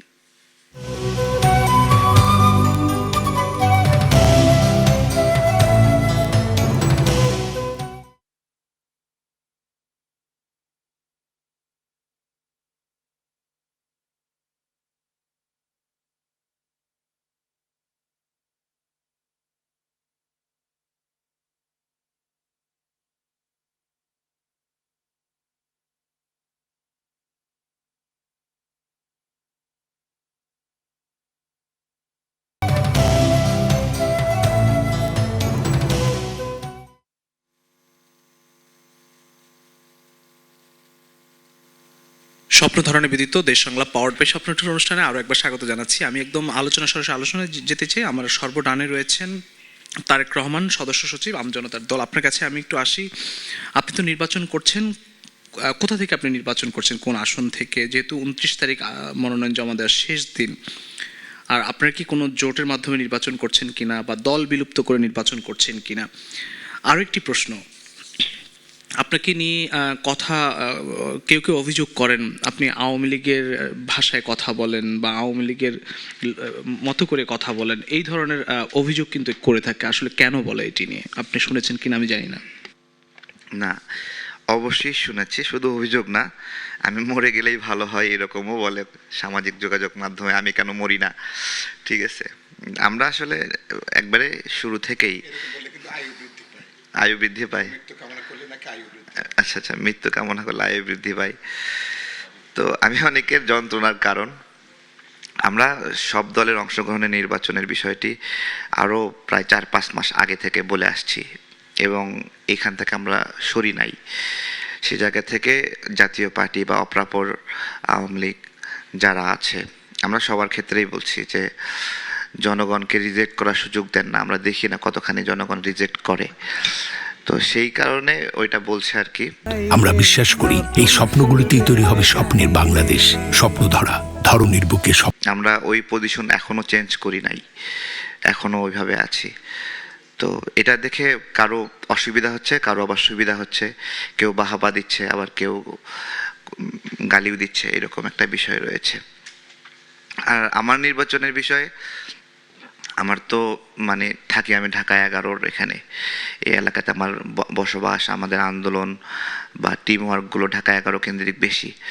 তো আজকে আমাদের মিটিং আছে, আমাদের সংগঠন মানে কি পরামর্শ দেয় আমরা একটু দেখব। অনেকগুলো আসনেই বিবেচনা আছে, তো সেটা আমার নির্বাচনী ব্যবস্থাপনা। আর আমি একটু ওসমান হাদি ভাই বিষয়ে কথা বলতে চাই, যদি অনুমতি দেন। নিশ্চয়ই। জি, আজকে ভারপ্রাপ্ত চেয়ারম্যান জনাব তারেক রহমান ওসমান হাদিকে দেখতে যাচ্ছেন, সেখানে বিএনপির নেতাকর্মীরা যাচ্ছে। তো আমি এবার সোশ্যাল মিডিয়ার মন্তব্যগুলো দেখছিলাম, আমার খুব করে একটা ফ্রেমিং করার চেষ্টা করছে যে গাছের গোড়া কেটে আগায় পানি দেওয়ার চেষ্টা। তো হাদি ভাইয়ের বিচার চাওয়াটা এটা সর্বজনীন জায়গায় হতে পারত, কিন্তু কেউ এটাতে সম্পৃক্ত হতে চাইলেই বিচারের দাবিতে তাকে বলা হচ্ছে তুমি কেন বিচারের দাবি করো, এইরকম। তো এটা হাদির ভাইও বলেছে, ইনকিলাব মঞ্চও বলেছে যে তাদের মাথায় বড়ই রেখে বড়ই ভর্তা করে খাওয়ার চিন্তা ভাবনা করছে অনেকে, তারা সাবধান হয়ে যান। তো আজকেও সেম ঘটনাটা ঘটছে। আমি জানি না এই পুরো ঘটনাটাকেই বিএনপিকে একটা স্যাবোটেজ করার চেষ্টা করা কারা হয়েছে। আসলে তাদের মাথায় বড়ই রেখে খাওয়ার চেষ্টা করছে, কারা সেটা সেটাই বলছি। ঠিক একইভাবে হাদি ভাই মৃত্যুর পরে হাদি ভাইয়ের প্রায় 7 মাস 6 মাস আগে আমরা বিভিন্ন ডিবেট করেছিলাম, তর্ক করেছিলাম, তার বিষয়ে কিছু মতামত রেখেছিলাম। তো সেই মতামতগুলো মানে নতুন করে পোস্ট করে এমন একটা সিচুয়েশন যে একে যেখানেই পাবে সেখানেই মারাটা খুবই জরুরি, মারতেই হবে। এবং এইভাবে বলতেছে যে তাকে মারার মতো কেউ কি নাই, এরকম পুরো সিনটা তো প্রেশার ক্রিয়েট করতেছে, আস্তে আস্তে এনভায়রনমেন্ট তৈরি করছে, হ্যাঁ, যে তাকে একটা স্যাবোটেজ করতে হবে। তো এইটা একটা অদ্ভুত, যেমন আমি সারোয়ার তুষার ভাইয়ের সাথে অনেক তর্ক করেছি, তখন তুষার ভাই যদি মারা যায় তাহলে ওই পুরনো তর্ক নিয়ে এসে বলবে যে তুমি তুষার ভাইকে তো এটাই বলছিলে, তুমি এই জন্য দায়ী। তারপরে সার্জিসকে নিয়ে সমালোচনা করেছি, তারপরে হাসনাতকে নিয়ে, নাহিদকে নিয়ে, তো আমরা বা আমাকে নিয়ে অনেকে সমালোচনা করেছে। তাহলে আমি বললে যে আমাকে নিয়ে সমালোচনা করলো সে দায়ী, এরকম এই পুরো এনভায়রনমেন্টটাকে আমরা খুব করে দেখেছি যে জামাত শিবিরের ভাইয়েরা খুব করে ব্যবহার করার চেষ্টা করছে বারবার। এবং এই মৃত্যুটাতে অন্য কেউ যদি বিচার দাবি করে পোস্ট করে ফেসবুকে, বলে তুমি বিচার চাওয়ার কে, এইরকম তারা খুব সংকীর্ণ করে রাখছে এই জায়গাটাতে। আপনাকে নিয়ে তো এমনও বলে যে আপনার শেখ হাসিনার সাথে কথা হয়েছে বা শেখ হাসিনার হয়ে আপনি কথা বলেন, এটি কেন আসলে? শেখ হাসিনার সঙ্গে সত্যতা আছে? হ্যাঁ, শেখ হাসিনার সঙ্গে কথা হয়েছিল গণ অভ্যুত্থানের আগে, এবং গণ অভ্যুত্থানের মাঝখানে আমি যখন গ্রেপ্তার হলাম তখন আমার সঙ্গে তার সংযোগ করেছিল, তারা বোঝার চেষ্টা করছিল যে আমরা কিভাবে আন্দোলন করছি, অথবা কি আমাকে যখন রিমান্ডে রেখেছিল তখন মানে আমার তো চোখ বাঁধা ছিল, তো ভিডিও কলে কেউ একজন ওখানে সংযোগ হয়েছিল, আমি যেটা বুঝতেছিলাম আবহাওয়া সেটাতে। তো সেই সময়ের কথা বলছি। এবং আরও আগে 18 সালে আন্দোলনের সময় প্রধানমন্ত্রীর দপ্তরে আমরা একটা চিঠি দিতে গেছিলাম, তখন আমাদের যোগাযোগ হয়েছিল। এভাবে বিভিন্ন সময় যোগাযোগ হয়েছে, কিন্তু গণ অভ্যুত্থানের পরে তাদের সাথে কোনো যোগাযোগ হয়নি। আমাদের বিভিন্ন কথাগুলো অনেক সময় যখন সবার অংশগ্রহণের কথা বলি, অংশীদারিত্বমূলক ব্যবস্থাপনার কথা বলি, তখন তারপরে তাদেরকে তো অনেক মিথ্যা মামলায় জড়িয়ে অনেক হ্যারাসমেন্ট করা হয় যারা একদমই জড়িত না। আপনি অপরাধীদেরকে অবশ্যই বিচার দেবেন, অপরাধী বিএনপির হলেও বিচার করবেন না, বিএনপি শক্তিশালী দেখে জামাত হলে শক্তিশালী করবেন না, এটা তাহলে আওয়ামী লীগের করতে হবে। আমরা বলছি সেই নিরপরাধ মানুষগুলোর কথা, এবং ওইটা যখন বলছি তখন বলতেছে আমাদের আবার অজু করতে হবে এখন, তো এরকম একটা অবস্থা। আপনি কি আওয়ামী লীগের অংশগ্রহণের কথা বলছেন নির্বাচনে? আমরা আওয়ামী লীগ, জাতীয় পার্টি সহ সবার অংশগ্রহণ। আমরা বলছি যে আমরা সবসময় বলি যে জনগণ চায় আওয়ামী লীগ নির্বাচন করবে না, বা জনগণ চায় জাতীয় পার্টি নির্বাচন করবে না। এটা কোন জনগণ আসলে? মানে ওটা তো আমি আওয়ামী লীগের বিরুদ্ধে বলি, এই জন্য আমার জনগণের অংশ বলছে, সব জনগণের মালিকানা তো আমি নিয়ে নেই নাই, তাই না? আমরাও যারা বিভিন্ন কমিশনে আলোচনা করেছি, সংস্কার কমিশনে, আমরা সবসময় বলেছি যে আমরাই সব, কিন্তু আমরাই সব হলে আবার গণভোটের কেন প্রয়োজন হচ্ছে? তার মানে আমরাই সব না। আমরা সব যদি হইতাম তাহলে গণভোট তো ডিমান্ড করতো না, তার মানে এটা লজিক্যালও না। জি, অসংখ্য ধন্যবাদ জনাব তারেক রহমান। আমরা একটু সারোয়ার তুষার, যুগ্ম আহ্বায়ক, জাতীয় নাগরিক পার্টি, আপনার কাছে আসতে চাই। আসিফ মাহমুদ ও মাহফুজ আলম দুজন উপদেষ্টা পদত্যাগ করেছেন, তারা আপনাদের সঙ্গে একসঙ্গে আপনারা জুলাই অভ্যুত্থানে নেতৃত্ব দিয়েছেন, কিন্তু ওনারা এখনো এনসিপি থেকে ওনারা আসছেন, নির্বাচনের কিন্তু মনোনয়ন জমা প্রায় কাছাকাছি। জি, আপনাকে ধন্যবাদ। মনোনয়ন জমা 29 তারিখের মধ্যে দিতে হবে। তারা যোগ দিতে চাইলে 29 তারিখের পরেও যোগ দিতে পারবে, এক্ষেত্রে কিন্তু কোনো বাধা নাই। ফলে আমি তো বিশ্বাস করি এবং আমি চাই যে তারা আসবেন, হয়তো আগামীকালকের মধ্যে এটার একটা সিদ্ধান্ত আমরা জানতে পারবো যদি সব কিছু ঠিকঠাক থাকে। বিশেষত আসিফ মাহমুদের হয়তো বেশ ভালো সম্ভাবনা আছে আমাদের সাথে যোগ দেওয়ার, এই ব্যাপারে আমরা সবসময় ইতিবাচক ছিলাম এবং আছি, কারণ তারা গণঅভ্যুত্থানের নেতৃত্ব হিসেবে আমরা অবশ্যই এনসিপি চাইবে যে তারা এনসিপির সাথে থাকুক। এবং সেক্ষেত্রে আপনি দেখতে পাচ্ছেন যে আসিফ মাহমুদ কিন্তু ঢাকা 10-এ নিয়মিত গণসংযোগ করছেন তার টিম নিয়ে। এখন 29 তারিখে সাবমিট করার আগ মুহূর্তে এ বিষয়ে হয়তো তিনি চূড়ান্ত সিদ্ধান্ত নেবেন, এবং তিনি আসলে তার জন্য যে সম্মানজনক যে জায়গা তিনি যেটা ডিজার্ভ করেন সেটা অবশ্যই নিশ্চিত করা হবে। তার মানে আসিফ মাহমুদ আসছেন এনসিপিতে? আমার ধারণা তিনি আসবেন, আমি এটা বিশ্বাস করি, আসবেন। জি, আর মাহফুজ আলম কেন আসছেন না? বা মাহফুজ আলম আসবেন। মাহফুজ আলম নির্বাচন করবেন কিনা এই ব্যাপারে এখনো তিনি হয়তো সিদ্ধান্ত নেন নাই, কিন্তু দলে তো আসতে সমস্যা নেই, দলে তিনি আসবেন এবং সেই ক্ষেত্রে তো এই যে 29 তারিখের মধ্যে জয়েন করতে হবে এটার কোনো বাধ্যবাধকতা নাই। তিনি আরও কিছুদিন সময় নিয়ে তারপর জয়েন করতে পারবেন, কিন্তু তারা দুজন যদি রাজনীতি করেন তাহলে এটাই তাদের প্ল্যাটফর্ম আমি বিশ্বাস করি। এবং আসিফ মাহমুদ ঢাকা 10 থেকে স্বতন্ত্র নির্বাচন করার চেয়ে আপনার এনসিপি শাপলাকলি মার্কায় নির্বাচন করলে অবশ্যই অনেক বেশি ভালো করবেন এবং তিনি সঠিক সিদ্ধান্ত নেবেন, এটা তার যারা ভক্তবৃন্দ আছে এবং তার যারা শুভাকাঙ্ক্ষী আছে তারা সেটা প্রত্যাশা করে, আমিও প্রত্যাশা করি। আশা করি যে আপনারা কালকের মধ্যে এটার একটা ভালো ডেভেলপমেন্ট দেখতে পাবেন। আপনারা 3 দল মিলে নির্বাচনে জোট করেছেন, এই জোট কি অন্য কোনো দল ইনক্লুড হওয়ার সম্ভাবনা আছে কিনা? বিশেষ করে জামাত বা বিএনপির সঙ্গে যাওয়ার কোনো পসিবিলিটি আছে কিনা আপনাদের নির্বাচনের আগে? এটা কিন্তু শুধু নির্বাচনী জোট ছিল না, এটা আমরা বলেছি যে এটার কাজ হচ্ছে যে এটা নির্বাচনের পরেও আসলে বাংলাদেশের ডেমোক্রেটিক যে পথযাত্রা এটাকে সেফগার্ড করাটাও এটা একটা কাজ হবে। তো সেই বোঝাপড়া এখনো আছে। আর জোটের সাথে অন্য জোটের সাথে বড় জোটের সাথে জোট করতে পারে বা বড় দলের সাথে জোট করতে পারে, এ ব্যাপারে কোনো বাধা নাই। এবং আমাদের যে বড় দল 2 দল, সেই 2 দলের সাথে এখন আমাদের কথাবার্তা হচ্ছে। আমরা 29 তারিখের মধ্যে আপনার সাবমিট করব নমিনেশন, কিন্তু যেহেতু 19 জানুয়ারি মনোনয়ন প্রত্যাহার করার আগ পর্যন্তই আলোচনার সুযোগ আছে, ফলে এটা সেই পর্যন্ত আলোচনাটা আগাবে আমার ধারণা। অসংখ্য ধন্যবাদ জনাব সরওয়ার তুষার। আমি একটু যেতে চাই আমার ডান দিকে জনাব সাইফুল হক, সাধারণ সম্পাদক বিপ্লবিক ওয়ার্কার্স পার্টি। ওসমান হাদির মৃত্যু এবং বিএনপি মনোনীত প্রার্থী এরশাদুল্লাহর উপর হামলা, গুলির ঘটনা, এখন আসলে দেশের আইন শৃঙ্খলা পরিস্থিতি কোন পর্যায়ে আছে? আপনিও নির্বাচন একজন প্রার্থী। জি, আপনাকে ধন্যবাদ। ওসমান হাদির এই মর্মান্তিকভাবে তার গুলিবিদ্ধ হওয়া পরে তার মারা যাওয়া এবং এরপরে আপনি যেটা বললেন চট্টগ্রামে বিএনপিরই এরশাদুল্লাহ ওনার একটা নির্বাচনী গণসংযোগে সেখানে তারপরে যে হামলা হয়েছে এবং একজন মারাও গেছেন, তো এগুলো সামগ্রিকভাবে ধরুন এটা দেশের নিরাপত্তার পরিস্থিতিটা অনেক বড় আকারে সামনে নিয়ে আসছে। আমি ইতিমধ্যে বহু জায়গায় বলেছি যে আমাদের এই ঘটনার মধ্য দিয়ে আমাদের জুলাই গণঅভ্যুত্থানে যারা ফ্রন্ট লাইনার তারা তো বড় ধরনের ঝুঁকির মধ্যে আছেন, নানা কারণে আছেন, এবং এমনকি যারা নির্বাচনে এখন প্রার্থী আছেন, গুরুত্বপূর্ণ রাজনৈতিক দলগুলো শীর্ষ নেতৃবৃন্দ বা প্রার্থীরা তারাও কিন্তু ঝুঁকির ভেতরে আছেন। কিন্তু এটার সমাধান হিসাবে আমি যেটা বলতে চাই, যেটা আমাকে খুব বিস্মিত করেছে এবং আমি কিছুটা ক্ষুব্ধ হয়েছি, আর সরকার যেভাবে এখন বলছেন যেটা গান লাইসেন্স দেবার কথা যেটা বলছেন, প্রার্থীদেরকে গুরুত্বপূর্ণ রাজনৈতিক দল বা তাদের নেতৃবৃন্দকে। আমরা বিশ্বাস করি এই স্বপ্নগুলিতেই তৈরি হবে স্বপ্নের বাংলাদেশ। স্বপ্ন ধরনীর বুকে এটা একটা অস্বাভাবিক কথাটা এই জায়গা থেকে বলছি, এভাবে নিরাপত্তা বিধান করা যাবে কিনা। আমার নিশ্চয়ই সেলিম ভাইয়ের তো তার একটা বিশাল অভিজ্ঞতা আছে, এখানে যারা সবার অভিজ্ঞতা আছে। নির্বাচনের আগে সাধারণত অবৈধ অস্ত্রগুলো উদ্ধার করা হয়, এটা আপনি জানেন। এমনকি বৈধ অস্ত্রগুলো থানায় বা সংশ্লিষ্ট অফিসে বৈধ অস্ত্রগুলো অনেক সময় জমা নেওয়া হয়। নির্বাচনের আগে এক ধরনের কম্বিং অপারেশনের মতন করা হয়, যখন বোঝা যায় যে ঝুঁকি আছে, সন্ত্রাসীরা মাফিয়ারা নানাভাবে তারা ব্যবহৃত হতে পারে সেই জায়গা থেকে।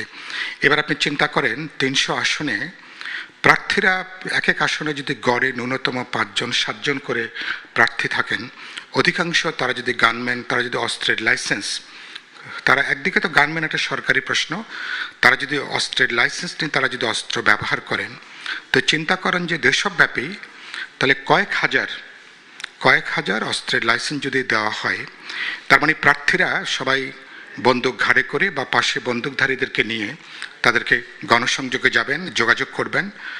যে নির্বাচন আপনি বলছেন উৎসব মুখর হবে, পার্টিসিপেটরি হবে, মানুষের একটা স্বতঃস্ফূর্ততার মধ্য দিয়ে, সে নির্বাচন যদি এরকম একটা পরিস্থিতি হয়, তারপরে নির্বাচনের আগে আমি দেখেছি সেনাবাহিনীর প্রায় 1 লক্ষ সদস্য বিভিন্ন কেন্দ্রে তারা যদি দায়িত্ব পালনের জন্য মোতায়েন থাকেন, তার মানে কি এক ধরনের যুদ্ধ পরিস্থিতির মতন করে কি আমরা নির্বাচনে যাচ্ছি?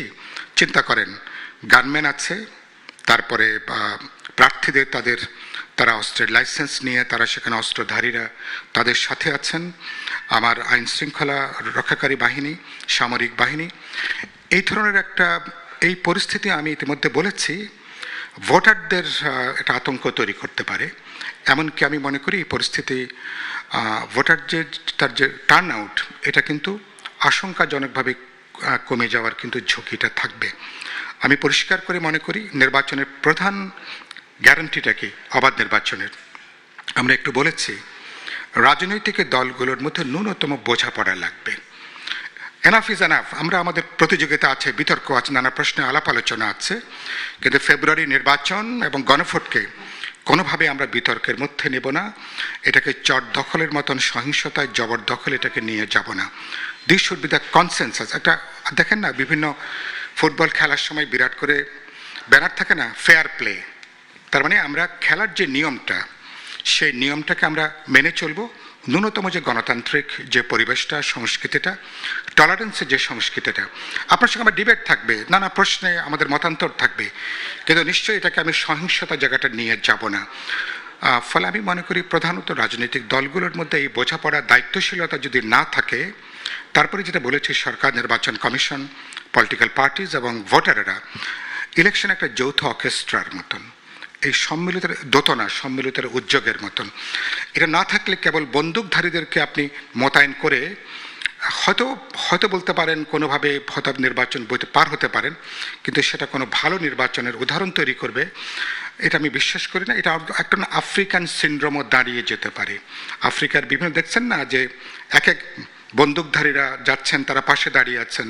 তো এরকম একটা এই পরিস্থিতি বাংলাদেশের জন্য কাঙ্ক্ষিত না। প্রধান মনে করি আর ভোটাররা জনগণ। আমি মনে করি আমাদের যে তরুণরা, যুবকরা, বাচ্চারা যারা ইতিমধ্যে ওই যে মাঝখানে দেখেছেন না যে নিরাপদ সড়ক আন্দোলন, এটাকে একটা সোশ্যাল রেসপন্সিবল হিসেবে তারা যদি দাঁড়িয়ে যান যে আমরা নির্বাচন দেখতে চাই, ভোটাররা তারা ভোট দেবেন শান্তিপূর্ণভাবে, অবাধে, এবং সেখানে কোনো জবরদস্তি, কোনো হুমকি, কোনো কিছু সেখানে হবে না। তারা যদি একটা জনচৈতন্যের জায়গাটা যদি বাড়াতে পারেন, দায়িত্বশীল জায়গা বাড়াতে পারেন, রাজনৈতিক দলগুলোর উপরে খানিকটা মানসিক রাজনৈতিক চাপ তৈরি হবে এই জায়গাটা। কিন্তু এটা সত্য, ইতিমধ্যে আমি নিউজ পেপারে দেখেছি বিভিন্ন গোপন নাকি অস্ত্রধারীরা তারা নাকি বিভিন্ন দলের সঙ্গে তাদের যোগাযোগ সম্পর্ক, যেটা অতীতে বিভিন্ন সময় দেখেছি, তারা বিভিন্ন দলের হয়ে তারা কাজ করেন। এটার প্রধানত সরকারকে এ ব্যাপারে দায়িত্বটা নিতে হবে। কিন্তু সরকারের বডি ল্যাঙ্গুয়েজে এখানে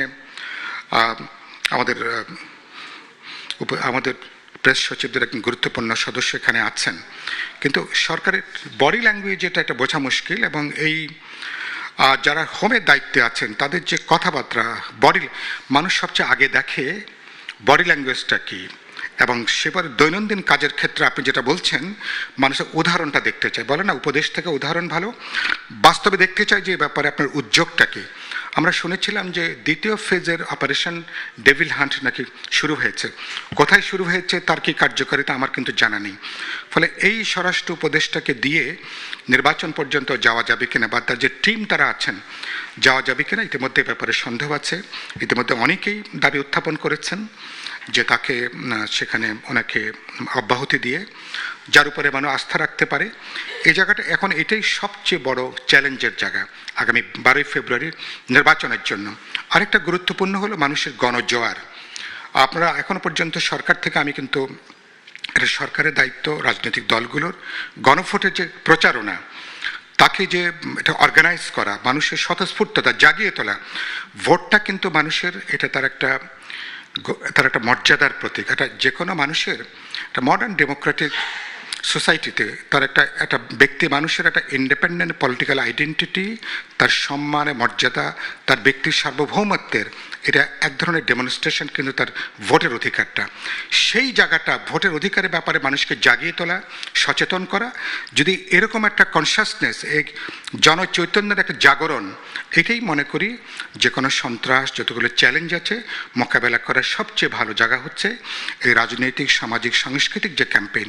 পাশাপাশি মনে করি প্রশাসনিকভাবে যে উদ্যোগগুলো নেওয়া আর রাজনৈতিক দলগুলো সম্মিলিত যে দায়িত্বশীলতা, আমি মনে করি কিছু চ্যালেঞ্জ থাকবে, কিন্তু এগুলোকে যদি আমরা খানিকটা কোঅর্ডিনেট করতে পারি, সমন্বিত করতে পারি, আমি মনে করি 12 ফেব্রুয়ারিতে মোটামুটি একটা ভালো নির্বাচনের পথে বাংলাদেশ হাঁটতে পারবে।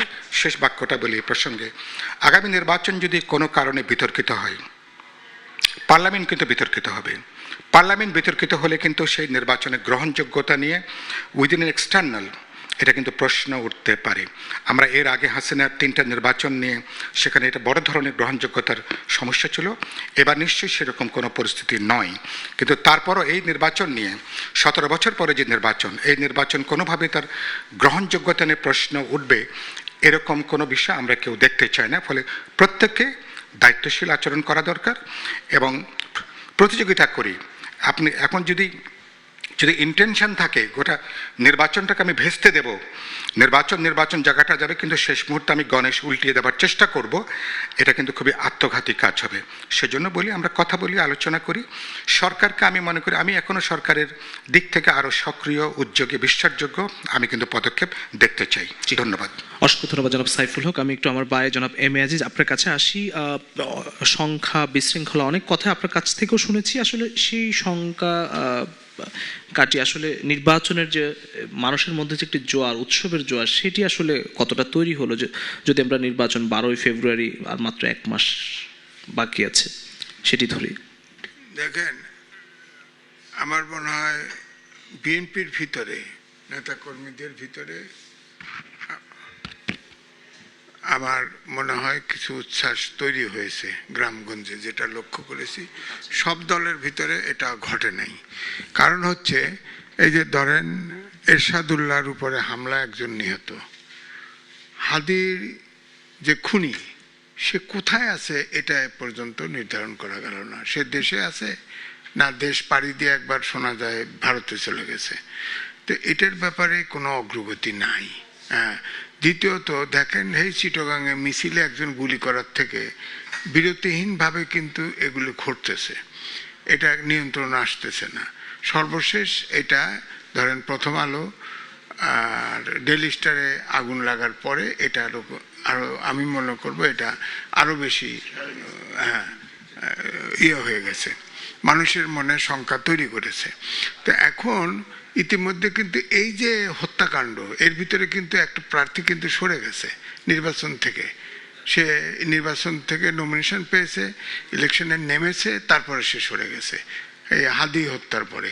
কারণ হাদি হচ্ছে একটা ইমোশন, কিন্তু হাদি যেভাবে একটা ক্যাম্পিং শুরু করেছিল পায়ে হেঁটে, টাকা খরচ না করে, রিক্সায় হেঁটে, সেই মানুষটাকে যেভাবে হত্যা করা হলো, সেই খুনিরা এখন কোথায় আছে বিচার তো দূরের কথা। ইনকিলাব মঞ্চ এখনো বসে আছে, তারা অন্তত এই খুনিকে গ্রেপ্তার করা।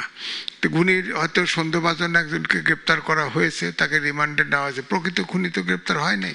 সে কোথায় আছে? বাংলাদেশে আছে না বিদেশে আছে, ভারতে গেছে, এটাও শনাক্ত হয়নি, এখনো বলতে পারছে না এটা।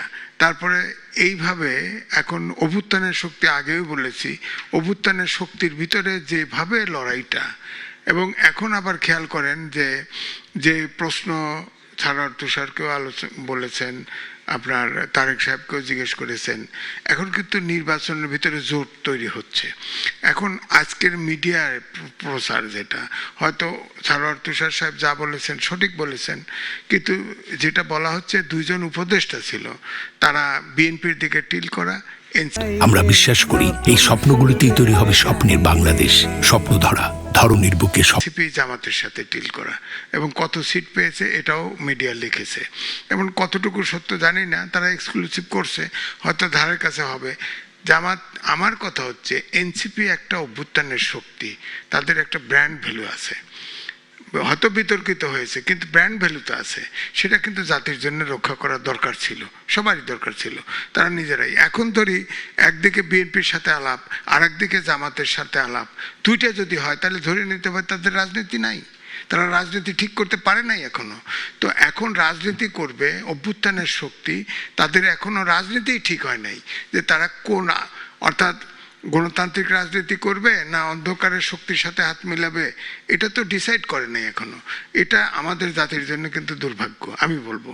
কারণ আমি যাই বলি না কেন, ধরেন 71কে অন করতেই হবে, আবার 90-এর স্বৈর শাসক এরশাদ তার যে পতন ঘটাইছেন সেটাও স্বীকার করতে হবে, এবং 24-এর অভ্যুত্থানকেও স্বীকার করতে হবে। আমাদের হয়েছে কি, 71-এর যে প্রত্যাশা ছিল সেটা পূরণ হয় নাই বলেই কিন্তু 90 ঘটেছে, 24 ঘটেছে। এটা রিলেটেড আমি বলবো। আমাদের হয়তো আমরা যারা আছি আমরা কিন্তু প্রত্যাশা পূরণ, আমরা তো আর সরকারে যাইনি, আমরা প্রত্যাশা পূরণ হোক, সাধারণ জনগোষ্ঠী আর কত রক্ত দেবে, আর কত আন্দোলন করবে, আন্দোলন করে প্রত্যেকটা আন্দোলন আবার ব্যর্থ হয়। তো এটা তো অনন্তকাল সারা জীবন চলতে পারে না। আমরা আশা করেছিলাম যে এই আপনার 24-এর অভ্যুত্থানের ভিতর দিয়ে কিছু প্রত্যাশা পূরণ হবে, কিন্তু সেটাও হতে যাচ্ছে না। কারণ তারা রাজনীতিতে নেমেছে, ঠিক আছে রাজনীতি করতেই পারে, কিন্তু রাজনীতিটা পরিষ্কার করতে পারে নাই। বিএনপি এবং জামাত এখনকার রাজনীতিতে দুটো পক্ষ, পরিষ্কার দুটো পক্ষ। ওনারা এখানে যেখানে বেশি সুবিধা পাবে সেখানে যাবে, এরকম ভাবেই প্রকাশ পাচ্ছে। আপনি কি এনসিপির কথা বলছেন? যে এনসিপির কথা সেটা নিশ্চয়ই উত্তর দিবেন স্যার। হ্যাঁ, তো এই জন্য আমি বলছি যে অভ্যুত্থানের শক্তি, আমি বলছি যে আমরা যতই বিতর্কিত হোক না কেন তাদের ব্র্যান্ড ভ্যালু আছে, হয়তো সবাই প্রত্যাশা করে। যেমন জামাত এখন বিতর্কিত মেজর মুক্তিযোদ্ধাকেও নিচ্ছে, আমি চাইতে চাইলে আমারও নিবে, এরকম হিন্দুও নিচ্ছে, সব নিচ্ছে। তাদের রাজনীতিটাও তো পরিষ্কার হওয়া দরকার। তারা কি সেই শরিয়া নিয়ে আছে নাকি? সেক্রেটারি বলছে যে আমাদের আল্লাহ আমাদের ক্ষমতা তৌফিক দিয়েছে, আমরা কোরআনের আইন বদলায় ফেলবো। এগুলো তো অস্থিরতা তৈরি করে, কারণ আমরা সবাই মুসলমান, আমরা অধিকাংশই মুসলমান, আমরা তো কেউ ধর্ম বিমুখ না, ধর্মের বাইরে নয়। কিন্তু যখন ধর্মের দিয়ে ভোটে নিয়ে আসা হয় তখন কিন্তু বিতর্ক তৈরি হয়, অস্বস্তি তৈরি হয়। সুতরাং আমরা এটাকে সংঘাত মনে করি, এটা রাজনৈতিক সংঘাত মনে করি। তাহলে নির্বাচনটা নিরপেক্ষ হবে কি করে? সরকারকে দোষ দিয়ে তো লাভ নাই। সরকার হয়তো প্রথম দিকে যা হয়েছে যদি, কিন্তু, তুমি, আপনি এরকম ভাষা ছাড়া কথা বলে নাই বলে এখনো যে সাইফুল ভাই বলতেছে, আমিও বলছি যে নির্বাচন সরকার দিতে চায়, তারপরেও কিন্তু থাকে কেন? এই যে কর ট্যাক্স বসাইছিল আমেরিকা, সেখানে যা গোপন চুক্তি আনডিসক্লোজড এগ্রিমেন্ট করছে, এটার ভিতরে কি আছে এখন পর্যন্ত আমরা পরিষ্কার না। এটার ভিতরে কি আছে? একটা অন্তর্বর্তীকালীন সরকার গোপন চুক্তি কেন করবে? এই ম্যান্ডেট তো সরকারকে দিয়েছে কে? আমি কিন্তু বলি এটা একটা সাংবিধানিক সরকার, সংবিধান ধরেই চলতে হবে। এখন ধরেন এই যে আপনার গণভোট যেটা অলরেডি বাদ ছেড়ে দেওয়া হয়েছে, হ্যাঁ, তো আমার বক্তব্য হচ্ছে এই গণভোটে যে 84টা সংস্কার ছিল এইটাকে 4 দফার মধ্যে নিয়ে আসা হয়েছে। আপনি বলেন তো আমি কোথায় ভোট দেব? আমি তো ভোটার, আমি কি হাতে দেব না নাতে দেব? আমি তো 84 সংস্কার একমত না। এর ভিতরে নোট অফ ডিসেন্ট গেল কোথায়? জামাতের 4টে ছিল, বিএনপিরও ছিল, আবার এনসিপিরও একটা ছিল, তো এগুলো গেল কোথায়? এগুলো তো আমার বক্তব্যে যদি পারা যেত, অভ্যুত্থানের শক্তিরা যারা বসছে তারা একসাথে বসে যদি আন্ডারস্ট্যান্ডিংয়ে পৌঁছাতো যে আমরা এই সংস্কার করবো, হ্যাঁ, তাহলে সেটা সংসদে পাশ করতে, আলটিমেটলি সংসদে পাশ হবে, সংসদে যেতে হবে। কিন্তু আইনি ভিত্তি, আপনার আদেশ দেওয়া, আদেশ সাংবিধানিক সরকার হলে তো আদেশ দেওয়ার কোনো এখতিয়ার কারো নাই। তাহলে আপনি যখন গণভোটে যাবেন, গণভোটে যে সিচুয়েশন তাতে যদি না হয় কি করবেন বলেন? না যদি জয়যুক্ত হয় কি করবেন? তার মানে কি 24 কি আপনার বৃথা যাবে? 24-কে শিশুর থেকে জনতার জীবন দেয় নাই। তো এখন এইটার জন্য তো আমি বলবো এটা অবৈজ্ঞানিক চিন্তা। এই ঐক্যমত্য কমিশনে বসা, সবাইকে একমতে আনা। এখন সাইফুল ভাই আর বিএনপিকে এক হবে নাকি? সেলিম ভাই আর বিএনপিকে এক হবে নাকি? জামাত এক হবে নাকি? তো এই চিন্তা, অর্থাৎ বিরোধ থাকবে, নীতি আদর্শ আলাদা, বিরোধ থাকবে, কিন্তু সব জায়গায় এক করার চেষ্টা করা হয়েছে। এটাই আমি বলবো একটা অবৈজ্ঞানিক চিন্তা। এবং এই যে 84 দফাকে 4 দফার ভিতরে ঢুকায়া আবার হানা ভোটে দেওয়া, হয়তো অনেক সময় বলা হয় জিয়াউর রহমান করছিল, এই করছিল, সেই করছিল, 19 দফা অমক সমক। আরে জিয়াউর রহমানের সময় তো সংবিধান স্থগিত ছিল, তখন তো সংবিধান ছিল না, সে তো অর্ডিন্যান্স জারি করে করছে, এটা মানতে হবে। তো এখন তো সংবিধান আছে, 106 অনুচ্ছেদ অনুযায়ী ওত নিয়েছে। আমি তো ওখানে বসেছিলাম, 106 অনুচ্ছেদের রেফারেন্স না আসা পর্যন্ত ওত নেয় নাই। তো যদি সংবিধানের সাথে ওত নেন, সংবিধান সমুন্নত রাখার জন্য ওত নেন, তাহলে সংবিধানের সাথে সাংঘর্ষিক কোনো সংস্কারই আপনার করার এখতিয়ার নাই, সেটা আপনার নেক্সট নির্বাচিত সরকারের কাছে ছেড়ে দিতে পারতেন। অসংখ্য ধন্যবাদ। আমি একটু আমার পা দিকে জনাব মোজাহিদুল ইসলাম সেলিম, আপনার কাছে একটু যেতে চাই। প্রধান উপদেষ্টা ঐতিহাসিক ও স্মরণীয় নির্বাচন করতে চেয়েছেন। এই মুহূর্তের যে প্রেক্ষাপট বা পরিস্থিতি সবকিছু মিলিয়ে কেমন নির্বাচন আপনি প্রত্যাশা করেন এই পরিস্থিতির প্রেক্ষাপটে? ধন্যবাদ। সংক্ষেপে আমার যদি মনে হয় সংক্ষেপে যতটুকু অ্যালাউ করে সেটুকু বলবো। প্রসঙ্গগুলো এসছে এবং এটা একটা সেন্টার পয়েন্ট। নির্বাচন এইটা বুঝতে হলে পরে আমাদের বুঝতে হবে সামগ্রিক ঘটনা বলি। দেশের অবস্থা একটা চ্যালেঞ্জিং সিচুয়েশন, সর্বাঙ্গে ব্যথা, ওষুধ দিব কোথায়? আপনি আলাদা করে তো আবার নিরপেক্ষ নির্বাচন পাবেন না, যদি না আপনি একই সঙ্গে দেশের অর্থনৈতিক ব্যবস্থা, রাজনৈতিক কাঠামো, সংস্কৃতি, দলগুলো কীভাবে পরিচালনা, সবটা যদি একসঙ্গে ডিল না করেন। সুতরাং দেশ বাঁচাতে হলে যেটা দরকার টোটাল চেঞ্জ। আমার ভাষায় একটা বিপ্লবী পরিবর্তনের কম কিছু দিয়ে আপনার সমস্যার সমাধান করতে পারবেন না। 2 নম্বর হলো কৃষি বাঁচাও, শিল্প বাঁচাও, একটা বড় আওয়াজ আজকে তোলা দরকার, রাজনীতি বাঁচাও। এবং রাজনীতির পরিস্থিতি কি দাঁড়িয়েছে? ইতিহাস আমাদেরকে এই শিক্ষা দেয়, রাজনীতি হলো অর্থনীতিরই ঘনীভূত প্রকাশ। ব্যাখ্যায় না দিয়ে খালি বলবো বাজার অর্থনীতি, বাজার মৌলবাদের জমিনের উপরে গণতন্ত্রের ফুল ফোটানো সম্ভব না। শ্রেণী বিভক্ত সমাজে আপনি পরিপূর্ণ অবাধ নিরপেক্ষ নির্বাচন কোনোদিন পারবেন না।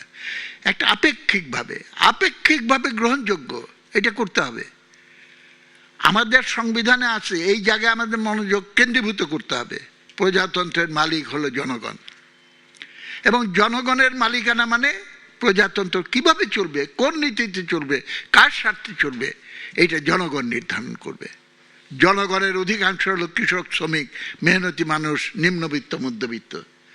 তাহলে তাদের স্বার্থে অর্থনীতি পরিচালনা করতে হবে, তাদের সাথে নিয়ম নীতি করতে হবে। 1.5 বছর পার হয়ে গেল, আমি আমার ছোট ছোট ভাই যারা উপদেষ্টা মণ্ডলীতে আছে, এই গণ অভ্যুত্থানে বিশাল ঐতিহাসিক ভূমিকা পালন করেছে।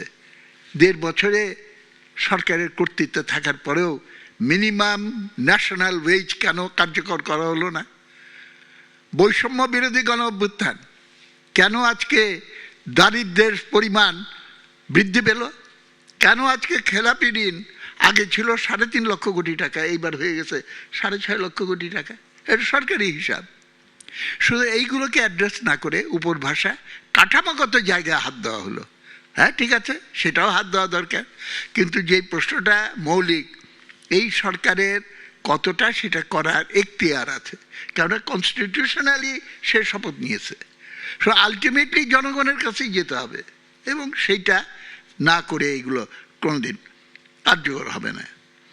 এবং ধর্ম প্রসঙ্গে বলা হয়েছে, ধর্মপ্রাণ মানুষ আমাদের দেশ, কিন্তু ধর্মান্ধ নয়। এবং গণ অভ্যুত্থানে আমি ছিলাম, আরও যারা ছিলেন সবাই দেখেছেন, একটা অন্যতম প্রধান স্লোগান ছিল মন্দির, মসজিদ, গির্জা, প্যাগোডার ছবি এঁকে ওখানে লেখা ছিল ধর্ম যার যার, রাষ্ট্র সবার। এবং কেউ যদি গণতান্ত্রিক হয়, গণতন্ত্র মানে কি? রাষ্ট্রের সামনে প্রত্যেকেই একই পরিচয়, নাগরিক নাগরিক নাগরিক নাগরিক। এখানে হিন্দু মুসলমানের কোনো পার্থক্য নেই, আমির আর ফকিরের কোনো পার্থক্য নেই, সবার ভোটের ওজন কিন্তু একই। সুতরাং এইসব প্রিন্সিপালস অনুসরণ করলে ধর্ম নিরপেক্ষতা অবধারিত। ধর্ম ধর্মের জায়গায় থাকবে, রাষ্ট্র রাষ্ট্রের জায়গায় থাকবে, লেভেল প্লেইং ফিল্ড। অনেক কিছু হচ্ছে, অনেক কথা হচ্ছে, পিআর, অমুক সমক ইত্যাদি, অনেক কিছু করা দরকার। ফান্ডামেন্টালি বুঝতে হবে ইলেকশন নিরপেক্ষ করার জন্য আসু সবচেয়ে জরুরি প্রয়োজন অর্থ শক্তি, পেশি শক্তি, প্রশাসনিক কারসাজি। পাবলিকের মন জয় করার দরকার নেই, প্রশাসনকে আয়ত্ত নাও, খাম পাঠিয়ে তাদের সঙ্গে ডিল করো। এবং সাম্প্রদায়িক উস্কানি, সাম্প্রদায়িকতার মনোভাব যদি আমরা বিশ্বাস করি এই স্বপ্নগুলিতেই তৈরি হবে স্বপ্নের বাংলাদেশ। স্বপ্ন ধরা, ধরনীর বুকে ঢুকিয়ে দেওয়া যায়, বা আঞ্চলিকতার মনোভাব, তাহলে মানুষের যেটাকে বলে রেশনাল থিঙ্কিংয়ের ক্যাপাসিটি, সেইটা দূর হয়ে যায়। তখন আমি সেই সুতা দিয়ে তাকে বিভ্রান্ত করতে পারি, এবং এই সব জায়গা থেকে আমাদের করতে হবে। আমি প্রশ্ন করি, জামানতের টাকা বাড়ানো হলো কেন? 10,000 টাকা থেকে 50,000 টাকা। বলে যে তাহলে পরে তো ক্যান্ডিডেট অনেক হয়ে যাবে, 2 মাইল লম্বা ব্যালট পেপার তৈরি করতে হবে। ঠিক আছে, কমানোর ব্যবস্থা করতেছি, আমাদের প্রস্তাব মেনে নেন। প্রত্যেক ক্যান্ডিডেট তার ইনকামের 1% অ্যানুয়াল ইনকামের 1% জামানত দেবে। যে 100 কোটি টাকা ইনকাম করে তার জামানত হবে 1 কোটি টাকা, আর যে 1 লক্ষ টাকা ইনকাম করে বছরে তার জামানত হবে 1000 টাকা। সিম্পল, এইটা হলো রেশনাল, বৈষম্য মুক্ত সমতার ভিত্তিতে এইটা চলতে হয়। এইগুলোর দিকে আমাদের দৃষ্টি না দিয়ে আমরা কোনোদিন, আসল কথা হলো জনগণ, আমাদেরটা হলো রিপ্রেজেন্টেটিভ ডেমোক্রেসি, এটা বুঝতে হবে। 18.5 কোটি মানুষকে ঢাকা স্টেডিয়ামে এনে হাত তুলে কারা এটার পক্ষে আছেন, এইভাবে তো গণতন্ত্র আমরা কার্যকর করতে পারবো না গ্রিক ডেমোক্রেসির মতো। আমাকে রিপ্রেজেন্টেটিভ ডেমোক্রেসি, এবং রিপ্রেজেন্টেটিভ নির্ধারণ করার জন্য ব্যবস্থা যদি সঠিক না হয় তাহলে গোড়ায় গলদ, এবং সেইটার চ্যালেঞ্জিং জায়গায় আমরা আছি। মোটামুটি গ্রহণযোগ্য একটা নির্বাচনের ভেতরে আমাদের সেই করতে হবে।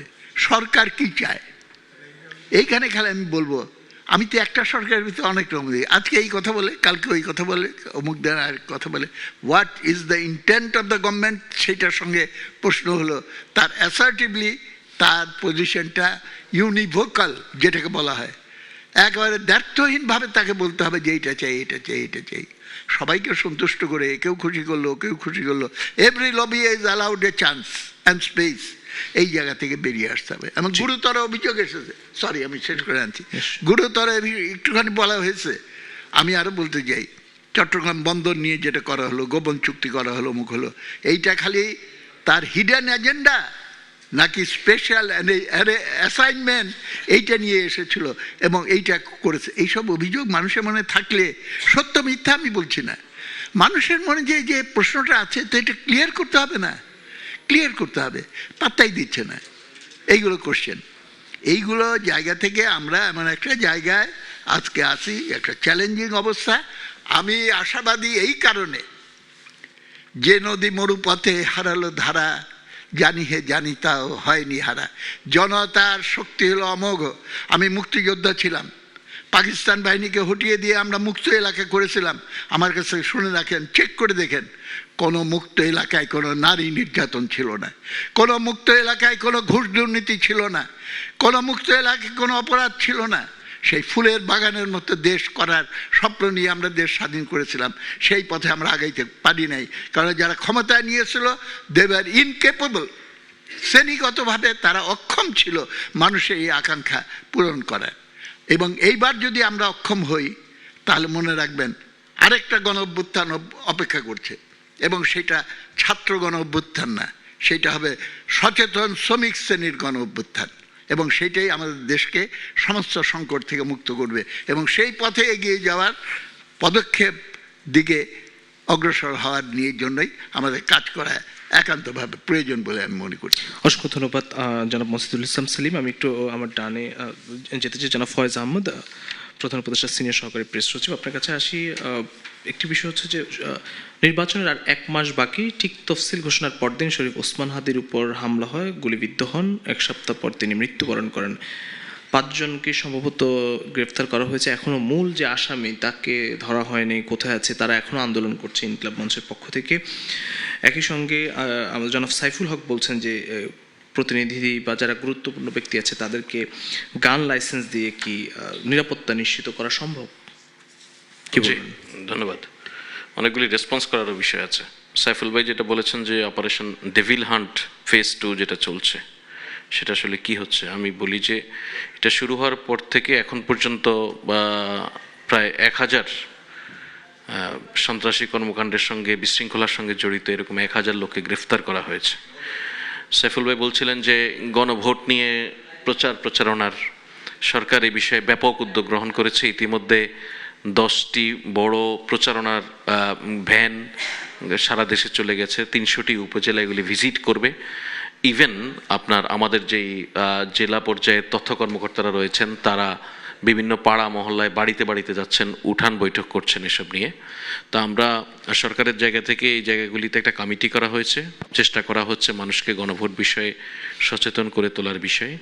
গণভোট বিষয়ে যখন বলছি তখন আবার আজিজ ভাইকে একটু রেসপন্স করতে হয়, আমার বড় ভাই। আজিজ ভাই বলছেন 84টি বিষয়ে একটি জায়গায় নিয়ে এসেছে, এটা একটা রং ইনফরমেশন। আনফর্চুনেটলি আমি ধারণা করি, আবারও বলছি ধারণা করি এবং বিশ্বাস করি আমার ধারণাই সত্য, আজিজ ভাই গণভোটের যেই ড্রাফট, যে আদেশ, সেটা পড়েননি। তো আর খেলাফি ঋণের কথা যেটা বলছেন, খেলাপি ঋণ দেখুন কেন বেড়েছে।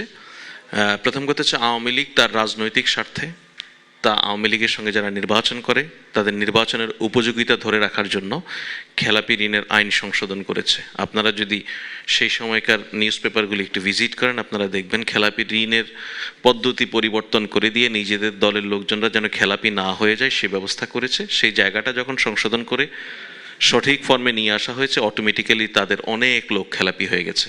এবং গত 15 মাসে আওয়ামী লীগের যে সমস্ত নেতা কর্মী, গুন্ডা পান্ডা, পাড়া মহল্লার লোকেরা দেশের সবগুলি ব্যাংক থেকে হাজার হাজার কোটি টাকা ঋণের নামে আত্মসাৎ করে বসে আছে, কোথাও কোথাও সলিড ঋণও আছে, এই সমস্ত লোকেরা যখন পলাতক অবস্থায় রয়েছে তাদের ঋণ পরিশোধ করবে কে? সো সেটা খেলাপি হচ্ছে, এটা একটা বাস্তবতা। অপরদিকে আপনি ভাই হচ্ছে আনফর্চুনেটলি আমরা কখনো কখনো এগুলি কৌতুকে দেখি, অনেক জায়গায় দেখি যে ধরুন আমি একটা পার্টিকুলার বিষয় মাথায় নিয়ে আছি, সেটা নিয়েই জানি, সেটা নিয়েই বলবো, তখন প্রশ্ন যাই হোক আমি সেই জায়গায় থাকবো আর কি। তো সে জায়গায় নির্বাচন সংক্রান্ত গিয়ে ভাই যে কেন মার্কিন শুল্কের সেখানে আনডিসক্লোজ বলেছেন, সেটার সঙ্গে নির্বাচন না করা বা না করা এই সম্পর্কটা টেনেছেন, আমি খুবই কনফিউজড ভাই। যেই জায়গায় যে সমস্ত শর্ত প্রকাশ করা আনডিসক্লোজ বলছেন, সেগুলিও ডিসক্লোজ ইতিমধ্যে মিডিয়ার কারণে হয়েছে। কোথাও কি নির্বাচন সংক্রান্ত কিছু আপনি দেখেছেন কিনা আমার জানা নেই। সো এই বিষয়গুলি বলছি।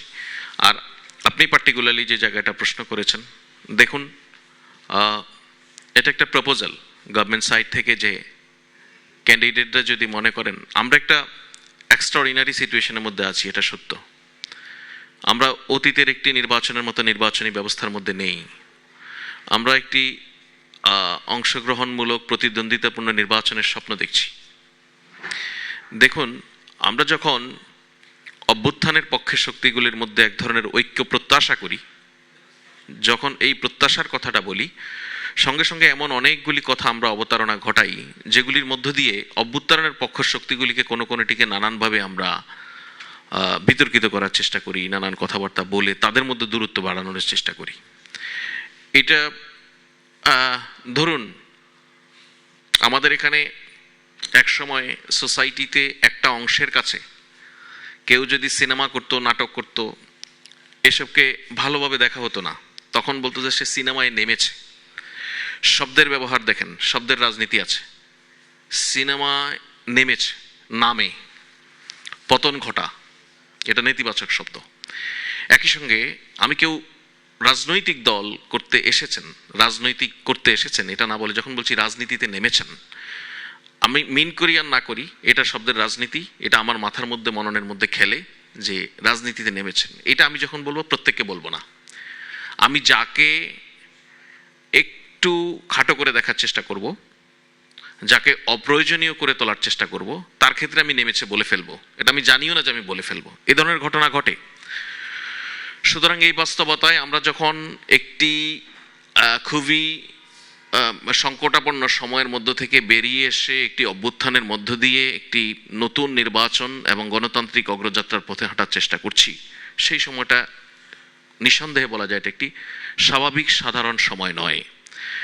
এই সময়ের মধ্য দিয়ে, এই সময়ে সবাইকে ঐক্যবদ্ধ থেকে যে নির্বাচনটি করতে হবে, সেখানে এক্সট্রাঅর্ডিনারি সময়ের কারণেই কিছু কিছু সিদ্ধান্ত আপাতদৃষ্টে এক্সট্রাঅর্ডিনারি মনে হতে পারে। সেই জায়গায় এই যে প্রপোজাল, যে কোনো ক্যান্ডিডেট যদি গান লাইসেন্স নিতে চান তিনি নিতে পারবেন, সেটার একটা বাস্তবতা। বাট আমরা বিশ্বাস করি যে প্রতিদ্বন্দ্বী যে সমস্ত প্রার্থী এবং প্রতিদ্বন্দ্বী রাজনৈতিক দলগুলি একে অপরের প্রতি যদি রেসপেক্টফুল হন, যেটা তার আগের আলোচনায় সেলিম ভাই বলছিলেন যে আওয়ামী লীগের যেই ফেসিবাদ হয়ে ওঠা বা ফ্যাসিবাদী কর্মকাণ্ড পরিচালনা আওয়ামী লীগকে অনেকটা করতেই হলো, এর পেছনে কিন্তু ত্রুটিপূর্ণ নির্বাচনের এক ইতিহাস রয়েছে। ইভেন বাংলাদেশের স্বাধীনতা যুদ্ধের পর থেকে যদি আপনি যতগুলি বড় ধরনের রাজনৈতিক সংঘাত, রাজনৈতিক আন্দোলন আমরা এখানে দেখেছি, তার প্রত্যেকটির পিছনেই আপনি ত্রুটিপূর্ণ নির্বাচনের ইতিহাস খুঁজে পাবেন। সে বাস্তবতায় আমরা বলবো যে আগামীর যে নির্বাচন, সেই নির্বাচনে সত্যিকার অর্থে আমাদেরকে আগুনেই ফুল ফুটাতে হবে, এর কোনো বিকল্প নেই। অসংখ্য ধন্যবাদ জনাব ফয়েজ আহমেদ। আমরা এই পর্যায়ে আরও একটি বিরতি থেকে ফিরে আবার আলোচনায় ফিরতে চাই। প্রিয় দর্শক, স্বপ্নধারা নিবেদিত দেশ সংলাপ পাওয়ার্ড বাই স্বপ্নধারা অনুষ্ঠানে নিচ্ছে আরও একটি বিরতি। ফিরছি একটু পর, সঙ্গেই থাকবেন।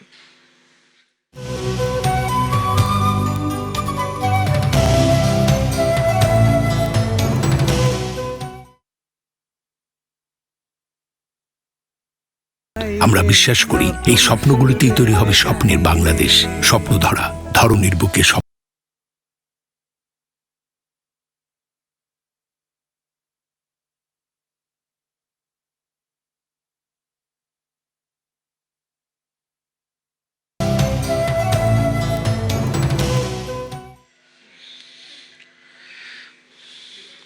স্বপ্নধারা নিবেদিত দেশ সংলাপ পাওয়ার্ড বাই স্বপ্নটুর অনুষ্ঠানে আরও একবার স্বাগত জানাচ্ছি। আমি আবারও যেতে চাই, একদম আমরা শেষ পর্যায়ে চলে এসেছি। আমার ডান পাশে রয়েছেন তারেক রহমান। আপনার কাছে একটু আসি, কেমন নির্বাচন প্রত্যাশা করেন? নির্বাচনে তো আর 1 মাস বাকি, আপনি নিজেও প্রার্থী হবেন ঘোষণা দিয়েছেন। জি, সামনের নির্বাচনটা অনেক ঝুঁকিপূর্ণ হবে। এখানে প্রার্থীরা যদি অস্ত্র অ্যাভেলেবল হয়, তাহলে আপনার যদি 10টা অস্ত্র যদি বৈধভাবে হয়, তাহলে ওইটাকে সামাল দেওয়ার জন্য 100টা অবৈধ অস্ত্র যুক্ত হবে। তো এইটা যারা অস্ত্র ব্যবসায়ী, তারা প্রথমে ব্যবসা চালু করার জন্য কিছু মানুষের কাছে ফ্রিতে অস্ত্র দেয়, এবং তারপরে এই অস্ত্র ব্যবসাটা মানে এটা হলো চক্রবৃদ্ধি হারে সবাই নিজের নিরাপত্তার জন্য অস্ত্র নিতে থাকে অবৈধভাবে। তো আমি এই যে অস্ত্রের যে সিদ্ধান্ত, আমি জানি না এটা পশ্চিমের অস্ত্র ব্যবসায়ীদের একটা চক্রান্ত কিনা বাংলাদেশে ব্যাপকভাবে অস্ত্র ঢুকানোর জন্য। এবং দেখেন, বনানীতে যেই বিএনপি কর্মী মারা গেল, তাকে যারা হত্যা করতে আসলো তাদের একজন ধরা হলো, সে মরল। আমার কথা, হাদি হত্যায় আপনি ধরতে পারেন নাই, কিন্তু যাকে ধরছিলেন বনানী হত্যাকাণ্ডের এখানে, সে কেন মরল? এই মরার জবাবটা কে দেবে? নাই কারো কাছে জবাব। এই সিমটমগুলো, মানে হয়তোবা সদিচ্ছা আছে এই সরকারের সুন্দর নির্বাচন করার, কিন্তু হ্যাডাম নাই আসলে। এটাই হলো বিষয় সামনে নির্বাচনের জন্য। Thank you. অসংখ্য ধন্যবাদ জনাব তারেক রহমান। আমি একটু জনাব সরোয়ার তুষার, যুগ্ম আহ্বায়ক এনসিপি, আপনার কাছে আসতে চাই। যেটি জনাব এম এ আজিজ বললেন যে এনসিপি এখনো তাদের রাজনীতিটা পরিষ্কার করতে পারেনি, কি বলবেন? শেষ প্রশ্ন হচ্ছে যে কেমন নির্বাচন প্রত্যাশা করেন? না, এটা তো আজিজ ভাইয়ের নিজস্ব বক্তব্য। এনসিপির অবশ্যই নিজস্ব রাজনীতি, এনসিপি সংস্কারের গত 1-1.5 বছরে তার অবস্থান সবাই জানে, সারা দেশ জানে। নির্বাচনী অ্যালায়েন্স একটা যদি হয়, সেটা একটা কৌশলগত অ্যালায়েন্স, এবং আপনি মানে এনসিপি যদি 2-4 জন ব্যক্তি আকারে কোনো জায়গায় যায়, সেটার চেয়ে বেটার হচ্ছে কোনো দল আকারে কোথাও যাওয়া। তো সেটা সব কিছু বিবেচনা করি এনসিপি সিদ্ধান্ত নেবে। নির্বাচনের প্রশ্ন হচ্ছে আইন শৃঙ্খলা পরিস্থিতি, যেটা অন্যান্য সকল আলোচক যে আশঙ্কাটা প্রকাশ করছেন, আমাদেরও একই অভিজ্ঞতা যে আইন শৃঙ্খলা নির্বাচন আয়োজন নিয়ে কোনো সংকট নেই, মানে নির্বাচন হবে কি হবে না এটা নিয়ে কোনো অনিশ্চয়তা আছে এরকম মনে হয় না। নির্বাচন অবশ্যই হবে, কিন্তু আইন শৃঙ্খলা পরিস্থিতিটা এখনো পর্যন্ত আপ টু দ্য মার্ক না। এখানে যথেষ্ট কাজ করার আছে, এবং যারা চিহ্নিত সন্ত্রাসী জামিন পেয়েছে নানাভাবে, জামিন বাণিজ্যের মাধ্যমে নানাভাবে জামিন পেয়েছে বিভিন্ন জেলায়, তারা ক্রেডিবল ইলেকশনের ক্ষেত্রে একটা বড় থ্রেট। তাদেরকে আইনের আওতায় আনা এবং আপনার যেটা বলে যে ওই অবৈধ অস্ত্র উদ্ধার করা, এটা খুব ইম্পর্টেন্ট নির্বাচনের জন্য। এটা যদি সরকার করতে পারে, তাহলে সহিংসতা মুক্ত একটা নির্বাচন আমরা দেখতে পাবো। এখন পর্যন্ত নির্বাচনী বা উৎসব আসলে কতটা বেড়েছে? আমরা গতকাল দেখেছি যে জাতীয় পার্টি 243 আসনে তাদের প্রার্থী ঘোষণা করেছে, কি বলবেন?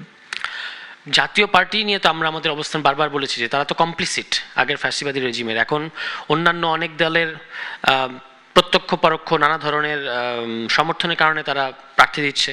শেষ পর্যন্ত দেখা যাক। আমার কাছে মনে হয় যে এটা নির্বাচনের জন্য একটা বড় ধরনের সমস্যা তৈরি করবে, কারণ অনেক দলেরই, গণ অধিকার পরিষদ সহ, এনসিপি সহ অনেক দলেরই তাদের ব্যাপারে বেশ বড় ধরনের রিজার্ভেশন আছে। তাদেরকে এই নির্বাচনে অংশ নিতে দেওয়াটা, এটা এই সুষ্ঠু নির্বাচনকে একটা ঝুঁকির মধ্যে ফেলবে বলে আমার ধারণা। অসংখ্য ধন্যবাদ জনাব সরোয়ার তুষার। আমি একটু যেতে চাই জনাব এম এ আজিজ, আপনার কাছে নির্বাচনী আপনার প্রত্যাশার কথাটুকু একটু জানতে চাই। দেখেন, এই মুহূর্তে দেশের যে অবস্থা, নির্বাচনের কোনো বিকল্প নাই। নির্বাচন হওয়া উচিত এবং নির্বাচনটা গ্রহণযোগ্যই হওয়া উচিত। কিন্তু আমার কাছে মনে হচ্ছে নির্বাচন হলেও এই নির্বাচনটা রক্তক্ষয়ী হবে এবং গ্রহণযোগ্য হবে না। এটাই আমি বক্তব্য। কেন রক্তক্ষয়ী হবে এবং গ্রহণযোগ্য কেন হবে না আপনার কাছে, কেন এটি মনে হচ্ছে? সবার হাতে, চাইলে তো আমিও একটা রাষ্ট্র নিতে পারি।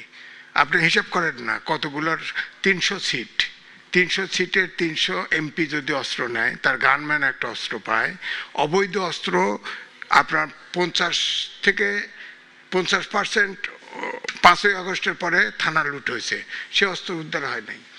এখন আবার ফের আপনার বর্ডার থেকে অস্ত্র আসতেছে, তারপরে আপনি ধরেন গানম্যানকে দিবেন 300-600, যদি 1500-2000 প্রার্থী হয় তো 6000 অস্ত্র তো গ্রামগঞ্জে চলে যাবে।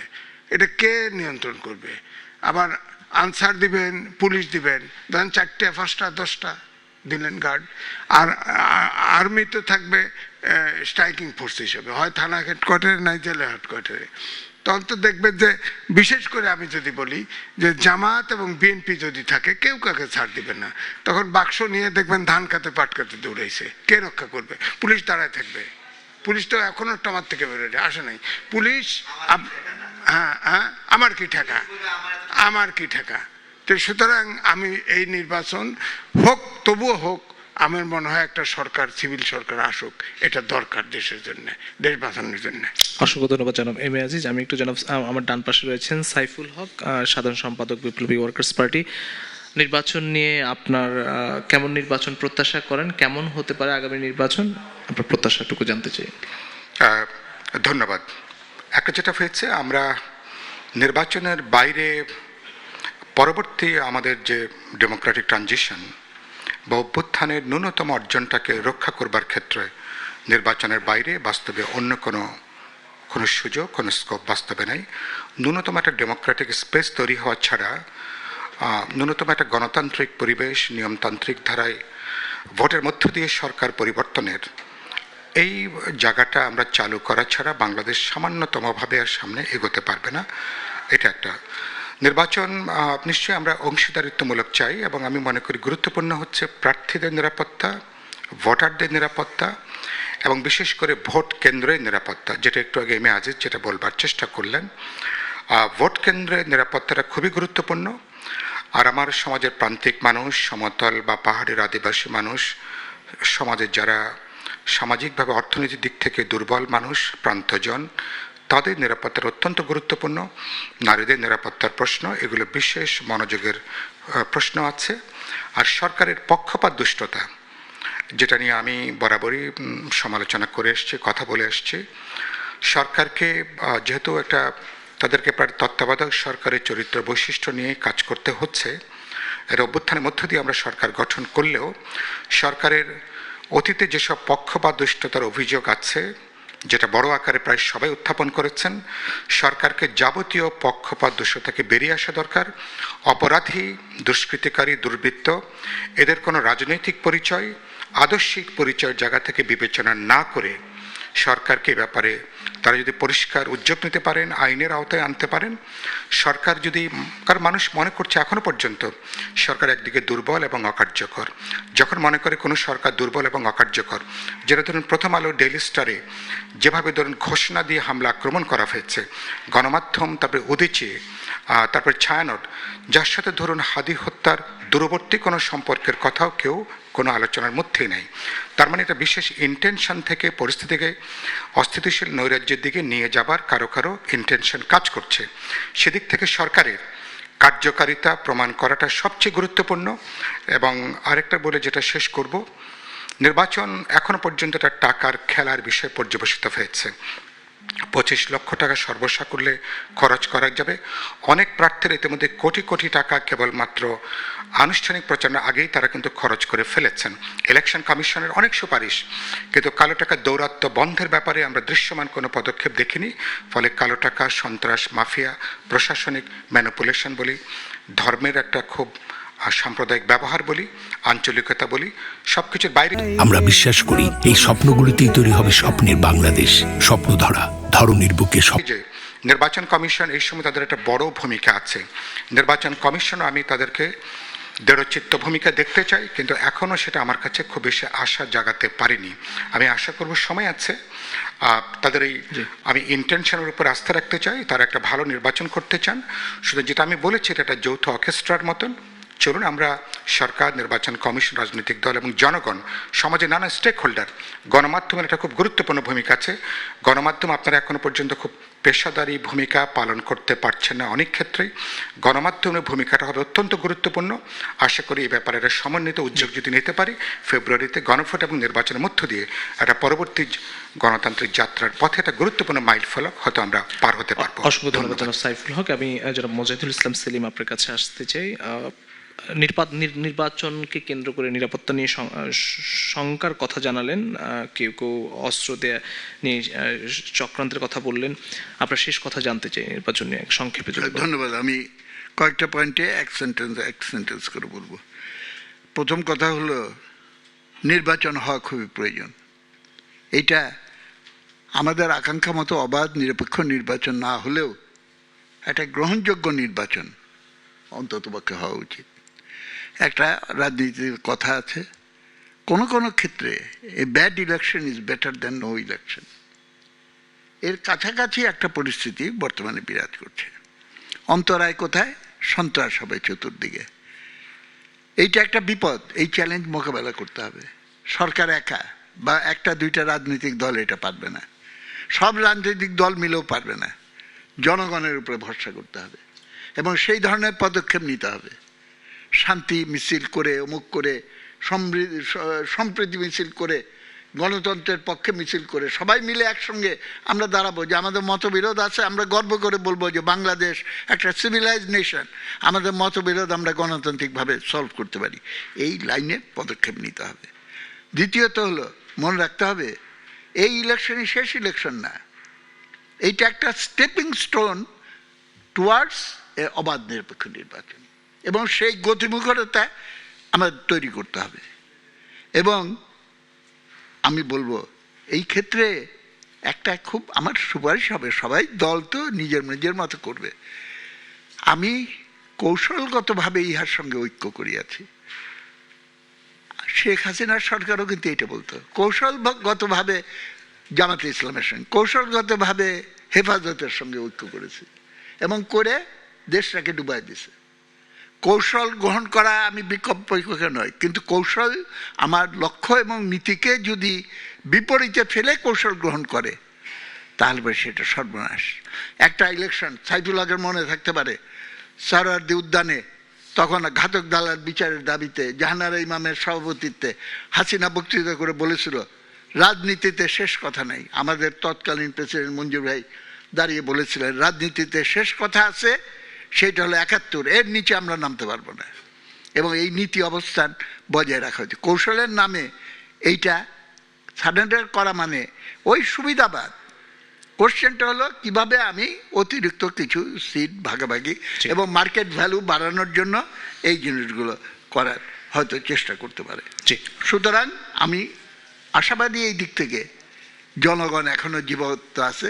জনগণের কাছে যদি আমরা যেতে পারি এবং তাদেরকে যদি বলতে পারি যে তাদের আসল স্বার্থ এখানে, আমার মনে হয় যে আমরা লক্ষ্য অর্জন করতে পারবো তা নয়, কিন্তু সেই অভিমুখে আমরা পদক্ষেপ। অসংখ্য ধন্যবাদ। আমি একটু জনাব ফয়েজ আহমদ আপনাকে দিয়ে শেষ করতে চাই। কালো টাকার দৌরাত্ম্য বন্ধের চ্যালেঞ্জ আছে, সরকার দুর্বল অকার্যকর এমনটা বললেন, এবং পাশাপাশি পশ্চিমে অস্ত্র ব্যবসায়ীদের চক্রান্ত কিনা সকল প্রার্থীদেরকে অস্ত্র দেয়া। আপনার শেষ জবাব কি দিবেন 2 মিনিটে যদি শেষ করেন? এটা একটা ন্যাশনাল টেলিভিশনের প্রোগ্রাম, তো এখানে অনেকটা কিছু কিছু ক্ষেত্রে আমরা খুব সোশ্যাল মিডিয়া টাইপ আলোচনা করে ফেলি, সেগুলিতে রেসপন্স না করি। বেটার হচ্ছে যে সরকার অকার্যকর দুর্বল বলে সাইফুল ভাই যেটা বলছেন, একটা মুশকিল আছে, সেটা হচ্ছে আমরা তো গত 16-17 বছর যে সরকার দেখে এসেছি, ভয়াবহ সরকার। সো ওই ভয়াবহ সরকার হওয়া খুব ডিফিকাল্ট আর কি। এই কারণে অনেক কিছু আপনার কাছে মনে হয় কি ইমিডিয়েট, যেটা আমার মনে হয় ওনারা আমার সেটা ভালো বুঝবেন। যখন আপনি একটা চরম স্বৈরশাসন ফ্যাসিবাদী ব্যবস্থায় থাকবেন, সেখান থেকে যখন অল অফ এ সাডেন একটা অভ্যুত্থানের মধ্য দিয়ে আপনি একটা গণতান্ত্রিক ব্যবস্থা, শান্তি শৃঙ্খলা বিরাজ করার চেষ্টা করবেন সোসাইটিতে, এর ইমিডিয়েট ভিকটিম হবে যারা এটা বাস্তবায়ন করতে চায় তারা। সুতরাং এই সরকার খানিকটা সেই জায়গায় ভিকটিমও। সে কারণে আপনি যখন ধরুন ফর এক্সাম্পল, সরকার মাঝে মাঝে তার সিদ্ধান্ত নিয়ে সেই সিদ্ধান্ত পরিবর্তন করে, এটাকে অনেকে দেখার চেষ্টা করেন যে সরকারের দুর্বলতা হিসেবে। এখন নাগরিকদের যদি মন্তব্য ভিন্ন রকম হয় সরকারের একটা সিদ্ধান্তে, সেটাকে রেসপন্স করা, সেটাকে সম্মান করা যদি সরকারের দুর্বলতা হয়, তাহলে কিন্তু আবার আমরা সেই শেখ হাসিনার সরকারি বানাইতে হবে, যে কে কি বললো সেটা কোনো বিষয় না, শেখ হাসিনা বলবে সেটাই বিষয়। সো এগুলি খুব আপেক্ষিক বিষয়। তো সরকার তার জায়গা থেকে যতগুলি মেকানিজম নেওয়া যায়, ধরুন ফর এক্সাম্পল আপনি ইলেকশনের জন্য যে ব্যবস্থাগুলি এখন পর্যন্ত সরকার এবং নির্বাচন কমিশন নিয়েছে, কার্যকরভাবে যে সমস্ত ব্যবস্থা একটি শান্তিপূর্ণ নির্বাচনের জন্য নেওয়া হয়, এর কোনো জায়গায় কি সুনির্দিষ্টভাবে কেউ ব্যত্যয় ঘটেছে বলতে পারবেন যে এই পদক্ষেপ নেওয়া দরকার ছিল, নেওয়া হয়নি? সামগ্রিকভাবে আমরা একটা পরিস্থিতি মোকাবেলা করছি, যেটা সেলিম ভাই খুব ব্রাইটলি পয়েন্ট আউট করেছেন। সে জায়গায় আমাদের সম্প্রীতি, সৌহার্দ্যের এবং ঐক্যের একটা যদি অবস্থান রাজনৈতিক দলগুলির মধ্যে না থাকে, সেটা মোকাবেলা করা পুরো দেশের নাগরিকদের জন্য, যেটা সেলিম ভাই বলেছেন শুধু সরকার নয়, সব দলও নয়, নাগরিকদেরকে ঐক্যবদ্ধভাবে সেটা করতে হবে। আমি বলবো নাগরিকরাও সেই জায়গায় ব্যর্থ হবেন যদি দলগুলির মধ্যে জায়গায় ঐক্য না হয়। সো আমরা একটা ঐক্যবদ্ধ প্রক্রিয়ার মধ্য দিয়ে সব দলের ইতিবাচক সহযোগিতার মধ্যে দিয়ে ভালো নির্বাচনের পথে এগোচ্ছি। আশা করি নির্বাচন ভালো হবে। অসংখ্য ধন্যবাদ জানাব ফয়েজ আহমদ এবং সেই সঙ্গে আমাদের সকল বিজ্ঞ আলোচকদের ধন্যবাদ জানাচ্ছি। প্রিয় দর্শক, স্বপ্নধারা নিবেদিত দেশ সংলাপ পাওয়ার্ড বাই স্বপ্নটুর অনুষ্ঠান যে যেখান থেকে দেখলেন সবাইকে অসংখ্য ধন্যবাদ জানাচ্ছি। আবার দেখা হবে আগামী পর্বে। সে পর্যন্ত সবাই ভালো থাকবেন, সুস্থ থাকবেন। শুভ দুপুর।